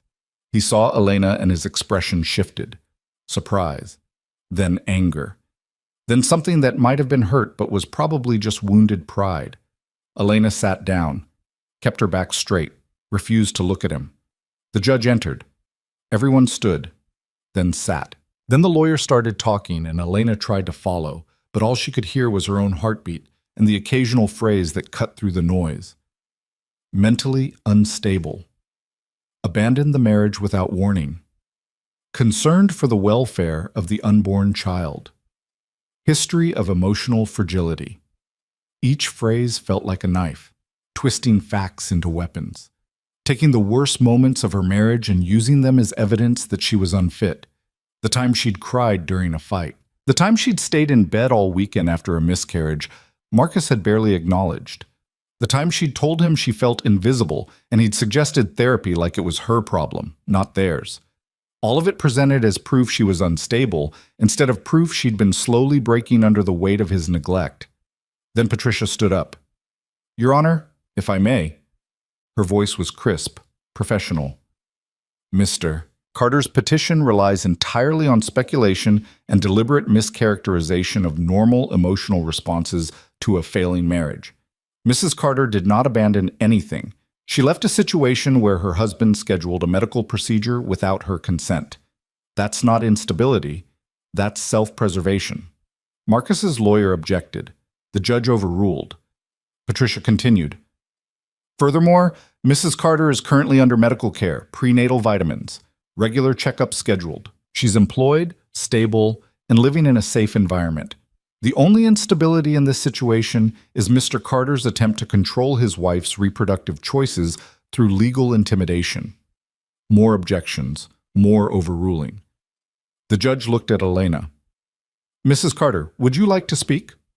Elena stood. Her legs felt like water, but she stood. I left my husband because he scheduled an abortion without telling me. I didn't know about it until the clinic called to confirm. I'm 8 weeks pregnant and I want this baby. That's not unstable. That's just... Her voice cracked. That's just wanting to be a mother. The courtroom was silent. Marcus stood. Your Honor, if I could just explain... Sit down, Mr. Carter, Judge Martinson said. Her voice was cold. I've heard enough. This petition is denied. Mrs. Carter is under no legal obligation to return to the marital home or submit to any medical procedures she doesn't consent to. Custody can be revisited after the child is born, but I'm warning you now, this kind of overreach doesn't look good in family court. The gavel came down. Elena's knees almost gave out. Patricia caught her elbow. Breathe, we won. Marcus was standing now, arguing with his lawyers in harsh whispers. He looked up, caught Elena's eye. The expression on his face was pure fury. Irina materialized at Elena's other side. Time to go. They walked out quickly. Marcus called after her, but Elena didn't stop. Didn't look back. Just kept moving until they were outside in the cold October air, and she could finally breathe. You did good, Patricia said. Really good. He's going to keep fighting, but we've established precedent. You're not unstable. You're not unfit. You're just done.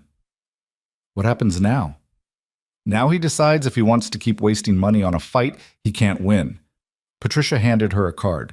Call me if he violates the restraining order. Call me if he tries anything else. Otherwise, just live your life. That's the best revenge.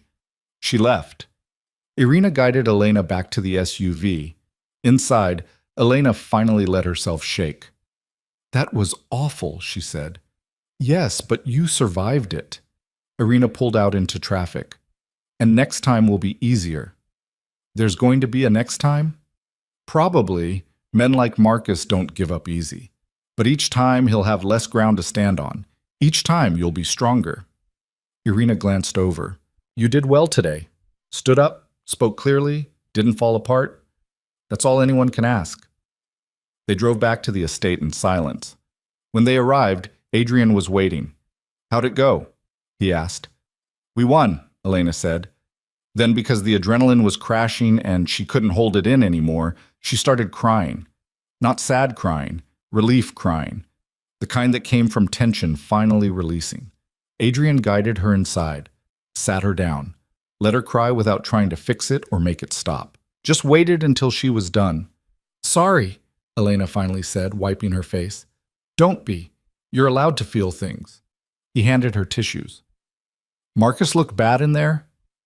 Furious. Good. Means we're winning. Adrian leaned back. He's going to escalate. Try other tactics, but we're ready. Whatever he throws at you, we catch it.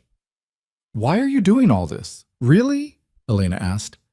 I know you said it was about your sister, but there has to be more. Nobody just helps strangers like this. Adrian was quiet for a long time. Then he said, because I can. Because I have resources most people don't. Because using them to help people who need it is better than using them for nothing. He met her eyes.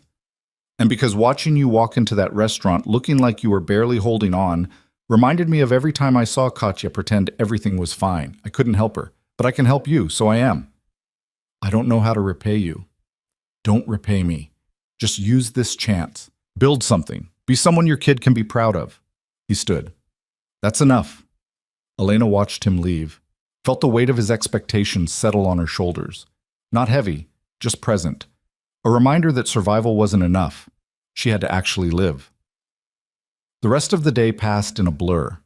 Dr. Chen called to confirm Monday's appointment. Vanessa texted to ask how court went. Elena's lawyer sent paperwork to review. Everything moving forward with momentum that felt both terrifying and necessary. That night, Elena stood in the bathroom looking at her reflection. She didn't look unstable, Didn't look fragile, just looked like a woman who'd made a hard choice and was living with the consequences. Her phone rang. Unknown number. She almost didn't answer, then thought maybe it was important. Hello? Elena. Marcus's voice, tight, controlled, furious underneath. We need to talk. We have a restraining order. You're not supposed to. I'm trying to save our marriage. That's not a violation. It's over, Marcus. Elena's voice was steady. I'm not coming back. Because of him? Because of Volkov? Marcus's voice rose. You think he cares about you. He's using you. Once he's done, you'll be nothing. Just another broken woman he played savior for. Better than being nothing while married to you. The line went silent. Then, you're making a mistake. Maybe, but it's my mistake to make. Elena hung up, blocked the number, sat down on the bed and let herself shake. This was her life now. Court battles and blocked numbers and living under a dangerous man's protection because her husband had turned into a stranger who thought he owned her body. But her baby was safe. She was safe. And tomorrow, she'd figure out the next step. That had to be enough. Elena didn't tell Adrian about Marcus's call. She wasn't sure why. Maybe because she was tired of feeling like a problem that needed solving. Maybe because some part of her still felt guilty for blowing up her marriage, even though logically she knew she'd done nothing wrong. Or maybe because she wanted to prove, to herself, to Adrian, to everyone, that she could handle things on her own. That decision came back to haunt her 3 days later. She was in the garden with Maria, learning how to plant bulbs for spring. The older woman had declared that Elena needed fresh air and purpose, in that order, and had handed her a trowel and a bucket of tulip bulbs like it was medicine. You dig like this, Maria demonstrated. Not too deep. Bulb knows which way is up. You just give it space to grow. Elena copied the motion. Her hands were already dirty, nails caked with soil. It felt good. Real. Like she was actually doing something instead of just existing in Adrian's house like a guest who'd overstayed her welcome. How long before they bloom? Elena asked. Spring, March, maybe April. You be here to see them? Elena paused, trowel halfway into the earth. I don't know. I can't stay here forever. Why not? Because it's not my house. Because I need to figure out my own life. Because... Elena stopped. Because I can't keep depending on Adrian's charity. Is not charity if he offering freely.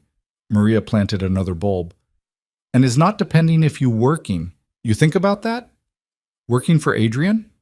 Working for yourself. But maybe here, maybe somewhere else. But working, building. Maria gestured to the bulbs. Like these. You plant them now, they grow while you're not looking, then one day flowers. But you gotta plant them first. Elena thought about that while they worked. About planting things. About futures that grew while you weren't paying attention. About whether she was actually building something or just hiding. Irina appeared at the edge of the garden. Her expression was controlled, but Elena had learned to read the micro-movements, the tension in her shoulders, the way her hand hovered near her phone. Elena, inside. Now. Elena dropped the trowel and followed. Maria didn't ask questions, just kept planting like nothing had interrupted the afternoon. Inside, Adrian was in his study with two men Elena had never seen before. They looked like Irina, controlled, dangerous, the kind of people who solve problems with efficiency rather than conversation. What's wrong? Elena asked. Adrian gestured to his laptop. On the screen was security footage from outside Sterling and Associates. The timestamp showed that morning. Elena watched herself walk into the building, except it wasn't her. Someone else. Blonde wig, similar build, dressed in clothes that looked like Elena's work wardrobe. That's not me, Elena said. I haven't been to work in over a week. We know. Adrian fast-forwarded the footage, showed the fake Elena leaving an hour later, getting into a car, the license plate visible for just a second before the vehicle disappeared into traffic. Marcus's car, one of the men said. His accent was thick. Russian, Elena thought. Registered to his company. We traced it to a parking garage in Midtown. Driver was professional, trained. He's escalating, Irina said, creating narrative that you're unstable, showing up at work disheveled, behaving erratically, building evidence for another custody attempt. Elena's knees went weak. She sat down hard in the nearest chair. But I can prove I wasn't there. Security footage here. Witnesses. I was planting bulbs with Maria, for God's sake. You can prove it, but mud sticks. Adrian closed the laptop. By the time you disprove it, the story's already out there. Your coworkers have seen it. HR has documented it. It becomes part of the narrative Marcus is building. So what do I do? You let us handle it. Adrian's voice was flat, final. Marcus wants to play dirty? Fine. We play dirty better. What does that mean? It means we stop being reactive and start being proactive. He looked at the two men. Find out who he hired. Find out what else he's planning. And make it very clear that if he continues down this path, there will be consequences he won't like. The men nodded and left without a word. Elena's hands were shaking. You're not going to hurt him. No, but I'm going to make sure he understands that hurting you has a cost. Adrian poured her water from a pitcher on his desk. Elena, you need to understand something. Marcus isn't going to stop, not until he either gets what he wants or realizes the price is too high. Right now he thinks he can outlast us. We need to convince him otherwise. How? By showing him exactly what he's been doing, who he's been working with, where his money actually comes from. Adrian's smile was cold. Your husband's business isn't as clean as he thinks it is. We dig deep enough, we'll find things he doesn't want anyone knowing. Use that as leverage. That's blackmail. That's survival. Your choice is let him destroy you piece by piece with legal manipulation and character assassination, or we fight back with information that makes him reconsider his strategy. Adrian leaned forward. I'm not asking you to become someone you're not. I'm asking you to let me do what I'm good at so you can focus on what matters, staying safe and healthy. Elena stared into her water glass. When does this end? When do I get to just live my life without constantly looking over my shoulder? When Marcus accepts that you're not coming back, when he moves on, when the cost of fighting exceeds the benefit. Adrian's voice gentled slightly. I know this isn't what you wanted, but this is where you are. We can either handle it or let him win. Your call? Elena thought about the fake version of herself walking into her office building, about Marcus orchestrating it, about how far he was willing to go to maintain control over a woman he'd barely noticed when they were actually married. Handle it, she said quietly. Do what you need to do. Adrian nodded, pulled out his phone and made a call in rapid Russian. Elena didn't understand the words, but she understood the tone. Business, cold, efficient. When he hung up, he said, Go rest. This is handled now. You don't need to worry about it. But Elena couldn't rest. Couldn't stop thinking about what Adrian meant by consequences. Couldn't shake the feeling that she was slowly being pulled deeper into a world she didn't understand. That night, she found herself in the library Adrian had mentioned but she'd never explored. Floor-to-ceiling books, comfortable chairs, a fireplace that someone, probably Maria, had lit earlier. It was the kind of room that invited you to disappear into stories and forget the world outside. Elena pulled down a book at random, didn't even look at the title, just opened it and tried to read. The words blurred. Her mind kept circling back to Marcus, to the fake Elena, to whatever Adrian was planning. Can't focus? She looked up. Adrian stood in the doorway, still wearing the same clothes from earlier. He looked tired, the kind of tired that came from carrying weight nobody else could see. I keep thinking about what you're doing, Elena admitted, about what consequences means in your world. It means making sure Marcus understands there are lines he can't cross without repercussions. Adrian crossed to the bar cart in the corner, poured himself something amber. Your husband's been laundering money through his consulting firm for the past 2 years. Small amounts, subtle, but illegal. Elena's book slipped from her hands. What? One of his major clients is a shell corporation linked to organized crime. Not my organization. Different players, but dirty money nonetheless. Adrian took a sip. He's been taking their cash, running it through legitimate-looking consulting contracts, and cleaning it on the other side. Makes about $200,000 a year doing it. How do you know this? Because I make it my business to know things about people who threaten people under my protection. He set down his glass. I'm not going to turn him in. That would take time and you'd get dragged into it. But I'm going to make sure he knows I know. and that if he continues harassing you, those records find their way to the FBI. Elena felt sick. I was married to him for 3 years. I had no idea. Most people don't see what's right in front of them if they're not looking for it. Adrian moved to the fireplace, stared into the flames. You thought you married someone successful and stable. He thought he married someone who'd stay quiet and not ask questions. Worked great until you developed a spine. I always had a spine. You did. You just forgot how to use it. He glanced back at her. You're remembering now. That's what scares him. Not losing you, losing control. What happens when he gets the message about the money laundering? He'll call his lawyer. They'll try to figure out how much I actually know. They'll realize it's enough to end his career and possibly put him in prison. Then he'll make a choice. Keep fighting and risk everything, or walk away and cut his losses. And if he chooses to keep fighting, then I make good on the threat, and he goes down. Adrian's voice was matter of fact. But he won't. Marcus is a lot of things, but he's not stupid. He'll back off. Elena wanted to believe that, wanted to think this nightmare would end with Marcus simply giving up and disappearing from her life. But she knew him better than Adrian did, knew his pride, his need to win, his absolute inability to accept being told no. He won't stop, she said quietly. Not unless he's forced to.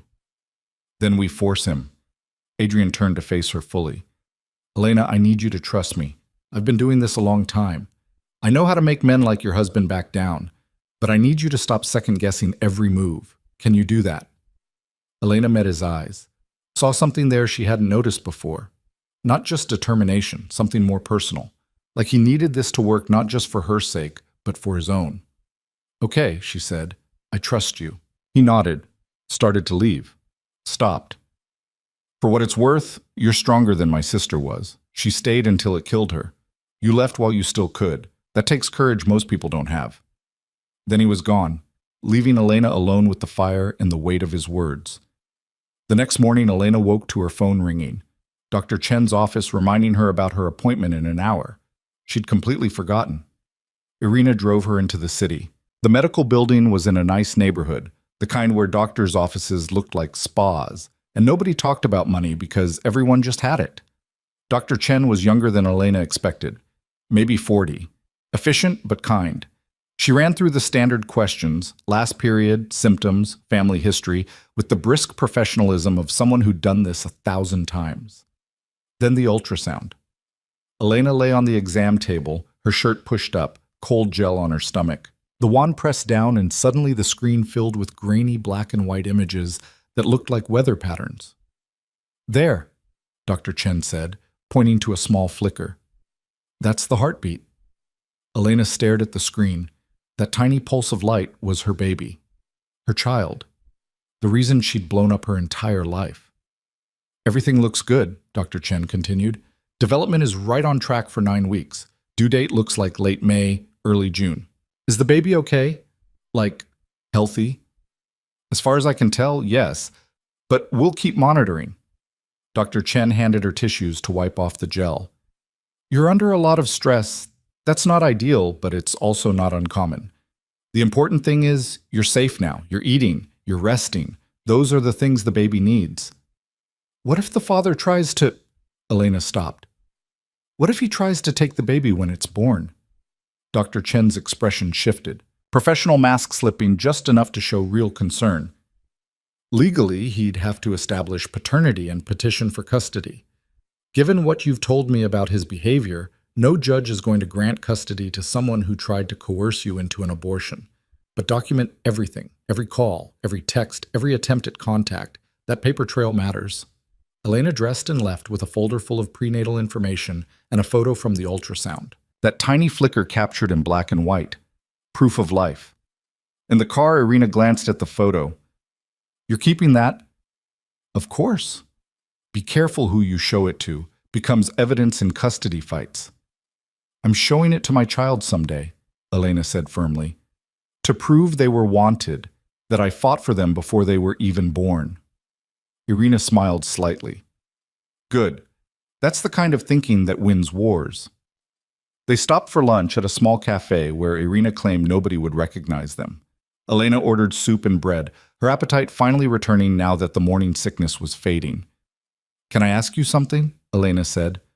"Why do you work for Adrian? Someone with your skills could work anywhere." Irina was quiet for a moment, then, "He saved my life. Literally. I was working for someone else, someone who didn't value loyalty or people or anything except profit. I wanted out, but leaving that world isn't simple.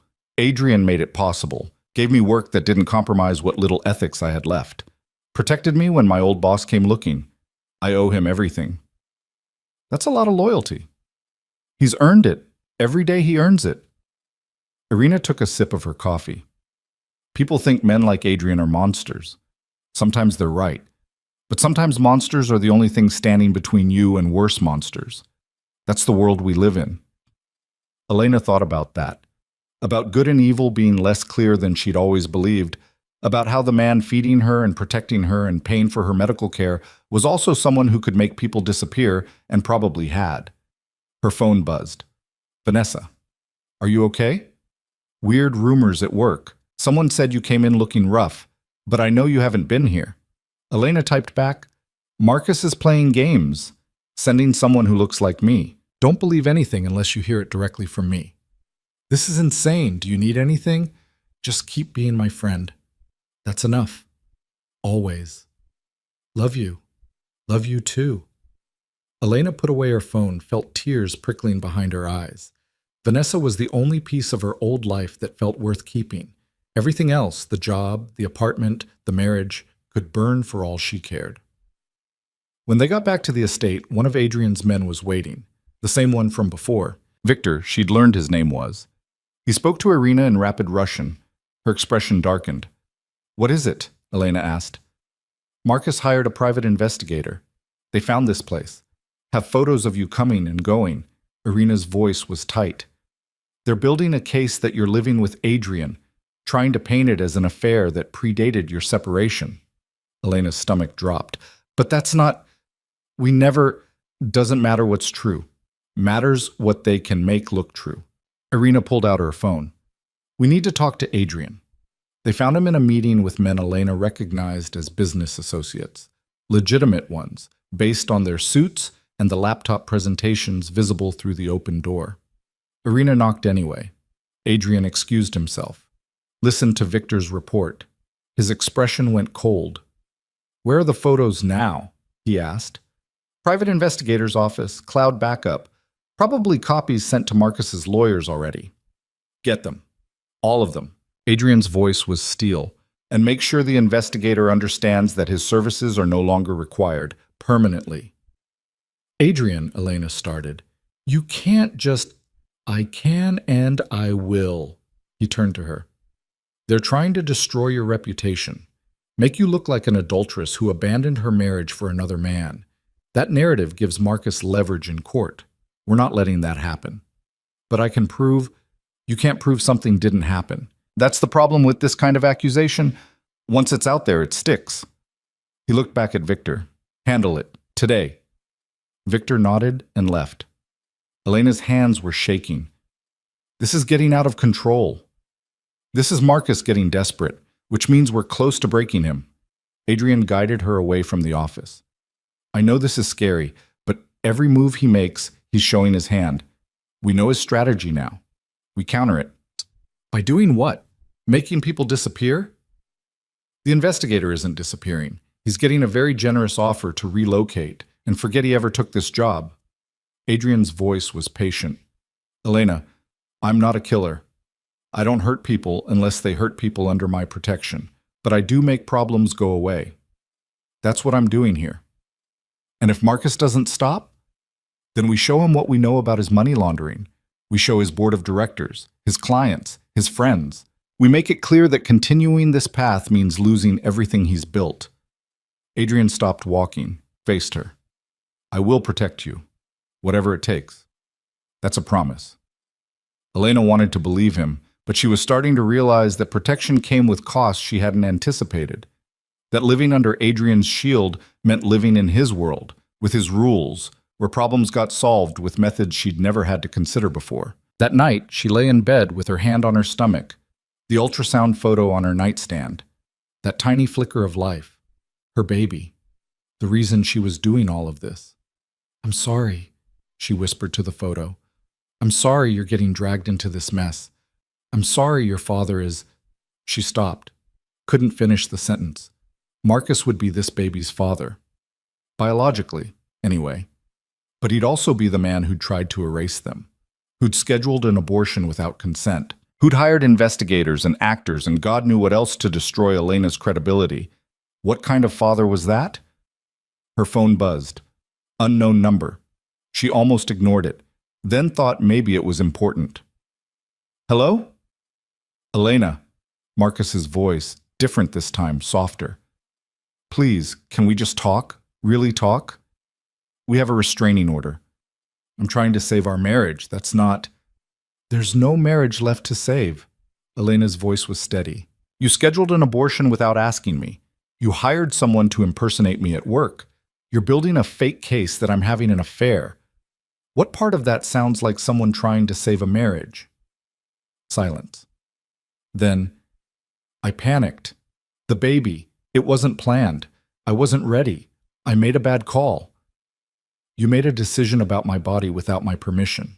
That's not a bad call. That's assault. Elena, please, I love you. I know I haven't shown it well, but I do. Come home. We'll figure this out together. You don't love me. You love the idea of a wife who doesn't argue or have opinions or want things you haven't approved. Elena sat up in bed. I'm done being that person. I'm keeping my baby. I'm building my own life. You need to move on. Is it because of Volkov? Marcus's voice turned sharp. Because you think he cares about you?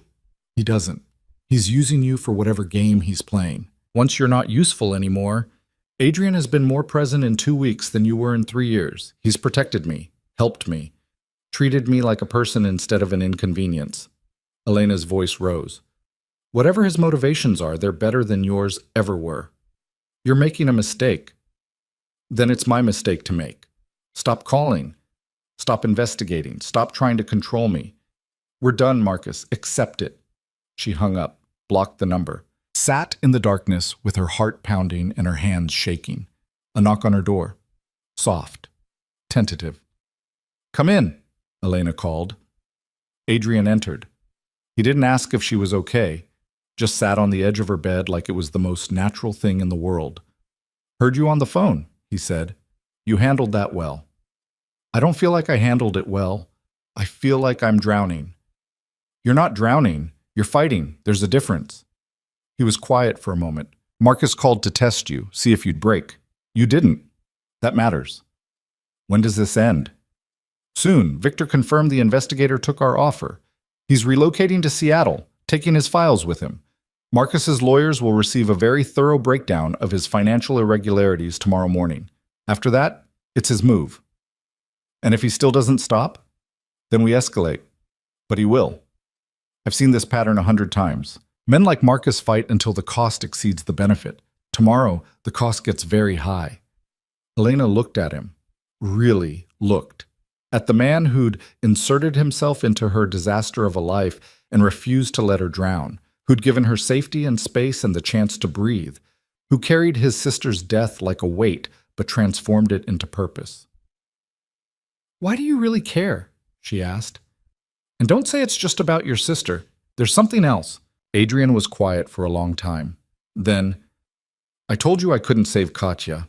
What I didn't tell you was that I knew. Months before she died, I knew something was wrong. She'd come visit with bruises she couldn't explain. She'd lost weight, stopped smiling, and I ignored it. Because acknowledging it meant confronting her husband, meant making waves, meant possibly making things worse. His voice went rough. So I did nothing. Told myself she was an adult making her own choices, that it wasn't my place to interfere. And she died thinking nobody cared enough to help. That wasn't your fault. Wasn't it?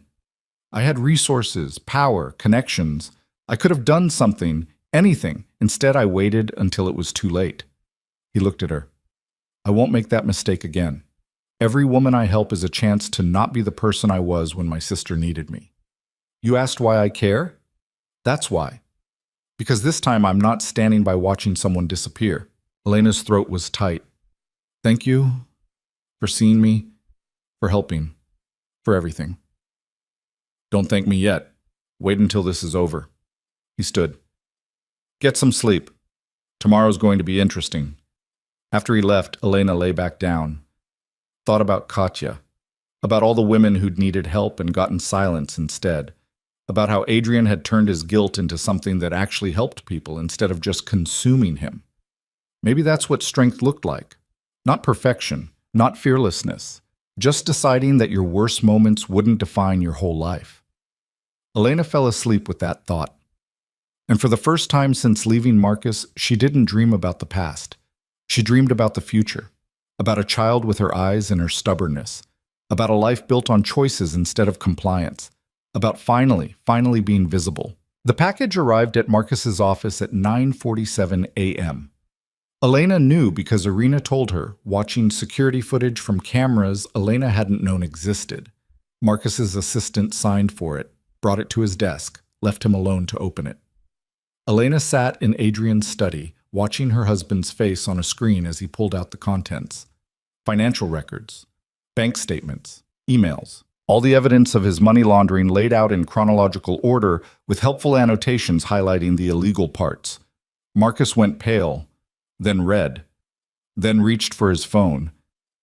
He's calling his lawyer, Irina said, adjusting the audio feed. Elena shouldn't be watching this, shouldn't be listening, but she couldn't look away. This was the man she'd loved once, the man she'd promised forever to, now reduced to a panicking figure on a screen, realizing his entire life could collapse. She felt nothing, not satisfaction, not guilt, just a strange, hollow emptiness where her feelings for him used to be. Marcus's lawyer arrived within the hour. They spoke in urgent whispers, went through the documents page by page, made calls to other lawyers, accountants, someone who was probably a crisis management specialist. By noon, Marcus's phone rang. Unknown number. He answered on speaker. Adrian's voice filled the office. Mr. Carter, I assume you received my package. Marcus's hands clenched. What do you want? For you to understand the situation you're in. Those records? I have copies. Multiple copies. In multiple secure locations. They stay private as long as you stay away from Elena. You're blackmailing me. I'm establishing boundaries. There's a difference. Adrian's tone was conversational. Polite. Like they were discussing weather. Elena filed for divorce this morning. The papers will be served this afternoon. You're going to sign them. No contest. No custody fight. Clean break. I'm not signing anything until, yes, you are. Because if you don't, those records go to the FBI, the IRS, your board of directors, every client you've ever had. Your career ends, your freedom ends, your entire life ends. Or you sign some papers and walk away with your reputation intact. Your choice. Elena watched Marcus's face, saw the calculation, the fury, the slow, terrible realization that he'd lost. She's my wife, Marcus said, voice tight. My baby. She was never yours. She was just with you. And the baby? You tried to erase it. You don't get to claim it now. Adrian's voice went cold. Sign the papers, Marcus. Move on. Find someone else to control. Elena's done. The line went dead. Marcus sat in silence.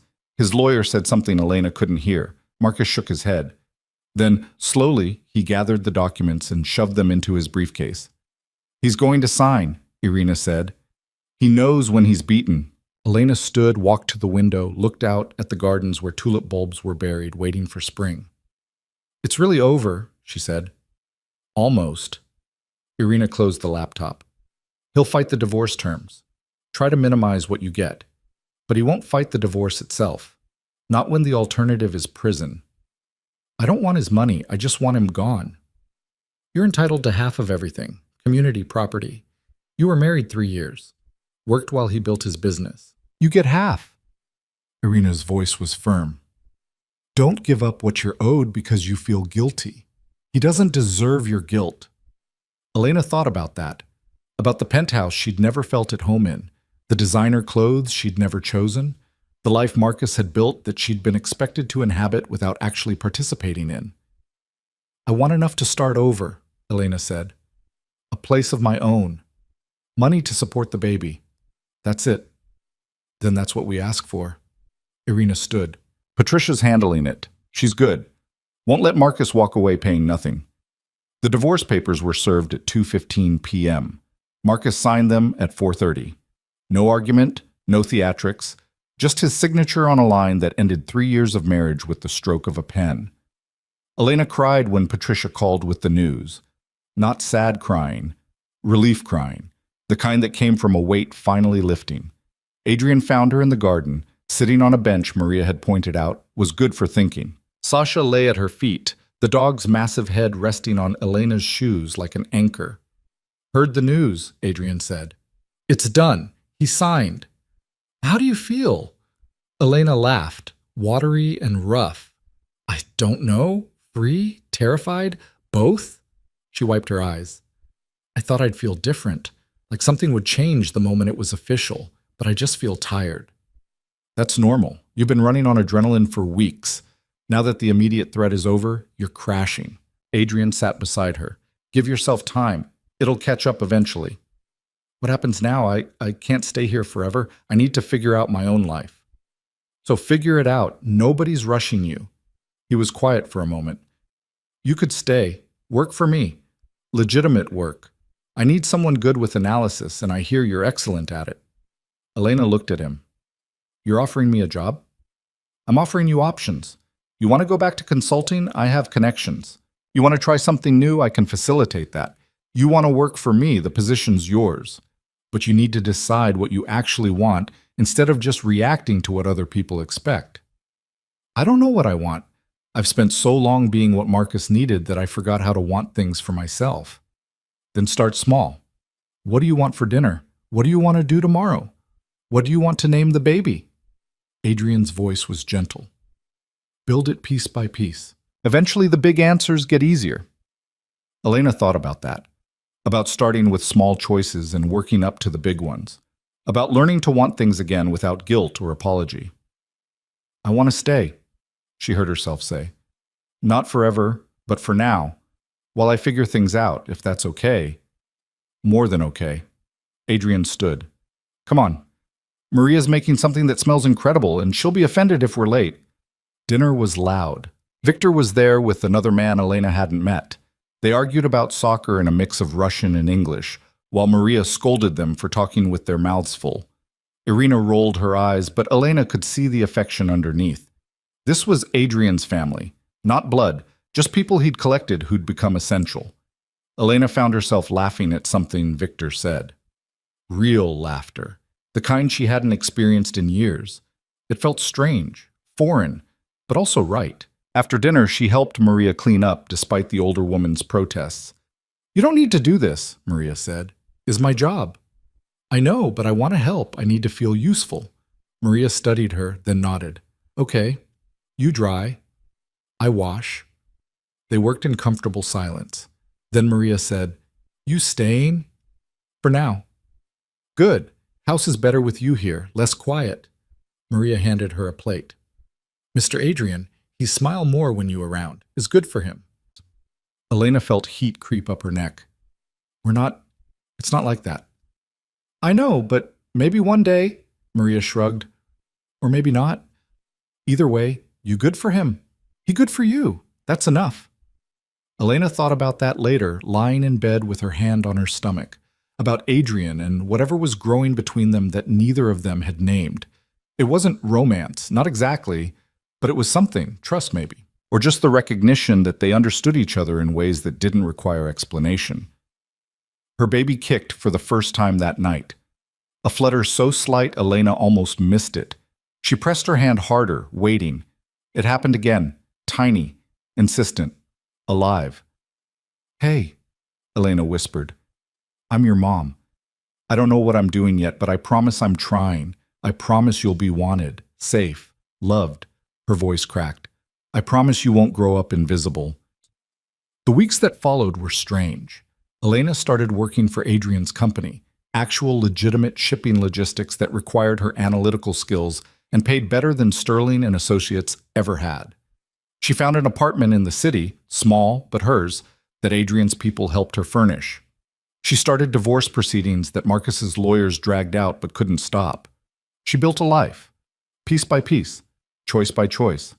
By December, Elena was showing. A small bump that she stopped trying to hide. She bought maternity clothes that actually fit, decorated the nursery in her apartment with colors she chose, made plans for a future that was finally, actually hers. Marcus tried calling once. Elena didn't answer. He sent flowers with a card that said he was sorry and wanted to talk. Elena threw them away. He was the past. She was building toward something else. Vanessa visited one Saturday, bearing coffee, decaf for Elena, and opinions. "You look different," Vanessa said, studying her. "Good different. Like you're actually here instead of just going through motions." "I feel different." Elena poured the coffee. "I don't know how to explain it. Like I was walking around half asleep for 3 years and suddenly I'm awake. It's called living instead of surviving." Vanessa took a sip. "So what's the deal with Volkov? Everyone at work has theories." "There's no deal. He helped me when nobody else would. Now I work for him. That's it." "You work for a man who runs half the underground in New York. I work for a man who gave me a chance when I had nothing, who protected me when my husband tried to destroy me, who never asked for anything except that I actually live instead of just existing." Elena met her friend's eyes. "I know what he is. I also know what he's done for me. Both things can be true." Vanessa was quiet, then, "Are you happy?" "I'm getting there. Ask me again in 6 months." "Fair enough." Vanessa stood. "I'm glad you're okay. Really okay. You deserve it." After she left, Elena sat in the apartment she'd chosen and felt something close to peace.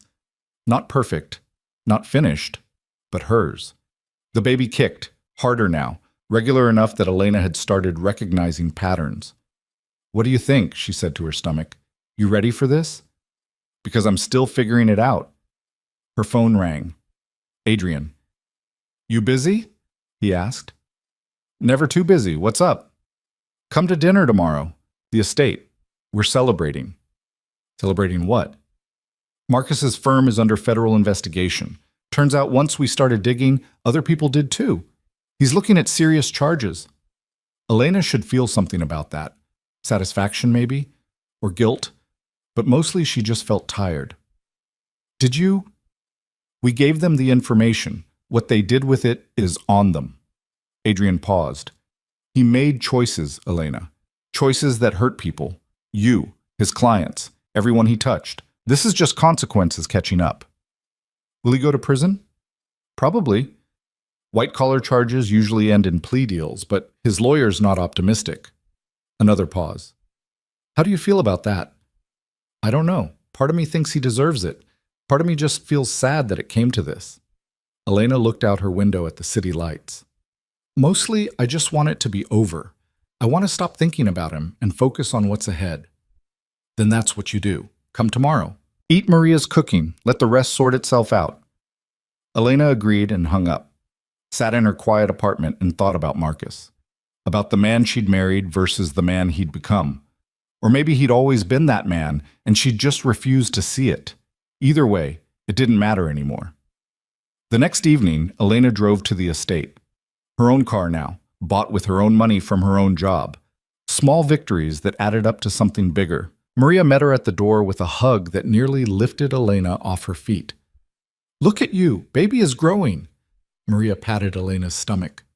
"You eating enough?" "Constantly, the baby demands it." "Good, come." Dinner almost ready. The dining room was full. Victor and his friends, Irina, Adrian at the head of the table, all of them looking up when Elena entered. "There she is," Adrian said. "Sit, we're waiting on you." Elena sat, looked around at these people who'd become something like family, who'd protected her and supported her and never made her feel like an imposition. "What are we celebrating?" she asked. "New beginnings," Adrian said. He raised his glass. "To Elena, who walked into my restaurant looking lost and walked out looking found. To her baby, who's lucky to have a mother who fights. And to the future, which is always better than the past." Everyone drank. Elena felt tears prickling but didn't try to hide them. "Thank you," she said, "all of you, for seeing me when I couldn't see myself, for helping me remember what it feels like to actually live." "You did the hard part," Irina said. "We just gave you space to do it." Dinner was loud and warm, and everything Elena had been missing without knowing it. Stories and laughter and arguments about nothing important. The kind of meal that fed something deeper than hunger. After, Adrian walked her out to her car. "You're doing well," he observed. "Thanks to you." "Thanks to you. I just opened doors. You walked through them." He leaned against her car. "What's next? You figured that out yet?" "Next is having this baby, making sure they're healthy, building a life where they feel safe and wanted." Elena paused. "And maybe one day, when I'm ready, figuring out what love looks like when it's not slow poison." "You'll get there. You've got time." "What about you? What's next for Adrian Volkov?" He smiled, rare and genuine. "Keep doing what I do. Help people who need it. Build things that last. Maybe one day find something that makes me feel the way you feel when you talk about your baby." "You will. You're too stubborn not to." Learn from the best. He opened her car door. "Drive safe. Text when you get home." Elena drove back to the city with the radio on and the windows cracked. Let the cold air clear her head. Thought about the life she was building. The baby growing inside her. The future spreading out like possibility. Her phone buzzed at a red light. Unknown number. She almost didn't look. Then did. "I'm sorry. For everything. You deserved better. M." Elena stared at the message. The first real apology Marcus had ever given her. Too late. Too small. But still there. She deleted it without responding. Some apologies didn't deserve acknowledgement. Some bridges were better burned than crossed. Elena drove home to her apartment, made tea, sat on her couch with her hand on her stomach, and let herself imagine the future. A baby with her dark hair, late nights and early mornings, teaching someone how to be strong and soft at the same time, building a life where love didn't require losing yourself. The baby kicked. Elena laughed. "I know," she said. "I'm excited too." The months passed. Elena's stomach grew. Marcus went to trial and took a plea deal. 3 years minimum security, restitution to his victims, permanent suspension of his business licenses. He'd be out before the baby started school, but he'd never be who he was. Elena felt nothing when she heard, just relief that it was done. She worked through her pregnancy. Light duties toward the end, but Adrian never pushed her to stop, just made accommodations and let her decide what she could handle. Vanessa threw her a baby shower, small, just a few friends and Maria, who cried and brought enough food to feed 30 people. Elena opened gifts and felt surrounded by love that asked for nothing in return. In late May, 2 weeks before her due date, Elena's water broke at 3 a.m. She called Irina, who arrived in 15 minutes with a bag already packed. They drove to the hospital in comfortable silence, Elena breathing through contractions and trying not to panic. "You're going to be fine," Irina said. "You've handled worse than this. Pretty sure childbirth is objectively worse than divorce proceedings. Different kind of pain. This one ends with something good." Labor was long, brutal. Every terrible thing people said about childbirth turned out to be true. Elena screamed at nurses and squeezed Irina's hand hard enough to leave marks and wondered if she was going to die. But then, after 18 hours of hell, the doctor said, "One more push," and suddenly there was crying, high-pitched and indignant, and the most beautiful sound Elena had ever heard. "It's a girl," the doctor said, holding up a tiny, angry, perfect human. They put her on Elena's chest, all 7 pounds of her, dark hair, eyes that would probably be brown, tiny fists waving like she was ready to fight the world. Elena looked down at her daughter and felt something break open inside her chest. Not breaking bad. Breaking open. Making room for love so big it didn't fit inside her ribcage. "Hi," Elena whispered. "I'm your mom. I've been waiting to meet you." The baby stopped crying, looked at Elena with unfocused eyes, seemed to recognize her voice. "You're safe," Elena said. "You're wanted. You're loved. I promise. I promise you'll never be invisible." Irina took photos, called Adrian. Within an hour, Maria arrived with food nobody would eat and tears streaming down her face. Victor showed up with flowers. Adrian came last, slipping into the room quietly. "She's beautiful," he said, looking at the baby sleeping in Elena's arms. "She's perfect." Elena adjusted the blanket. "I'm naming her Katya, after your sister." if that's okay. Adrian went very still, then he nodded. Couldn't speak, just nodded. She would have been proud of you, Elena said quietly, of what you built from your grief, how you turned loss into protection for people who needed it. Thank you, Adrian managed, for remembering her, for this. He left quickly. Elena understood. Some emotions were too big for witnesses. The next days were a blur, learning to feed Katya, learning her cries, learning what kind of mother she'd be, sleep-deprived and terrified and completely in love. Vanessa visited and held the baby with the careful grip of someone who'd never touched an infant before. She looks like you, Vanessa said. Thank God. I was worried she'd look like Marcus. Even if she did, she'd still be yours. Biology doesn't determine who matters. Elena thought about that, about Marcus in prison, about whether he'd ever meet his daughter, about whether she even wanted him to. She'd sent one message through his lawyer, a photo of Katya with the caption, "Your daughter, healthy, safe, loved, thought you should know she exists." Marcus had responded through the same lawyer. Can I see her? Elena was still deciding. Part of her thought every child deserved to know their father. Part of her thought some fathers didn't deserve to know their children. She'd figure it out, eventually, when Katya was old enough to have opinions.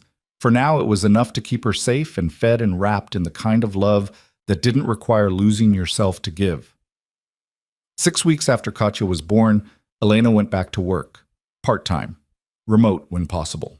Adrian had restructured her position to accommodate motherhood without making it feel like charity. She worked from her apartment with Katya sleeping in a bassinet beside her desk, analyzed shipping routes and logistics while her daughter made small noises, built a career and raised a baby and proved you could do both without perfect balance, just persistent effort. By fall, Elena had saved enough to put a down payment on a small house outside the city. Nothing fancy. Just 2 bedrooms and a yard where Katya could eventually play. A place that was entirely theirs. Adrian helped her move, showed up with Victor and a truck, and muscles that made the whole process take 3 hours instead of 3 days.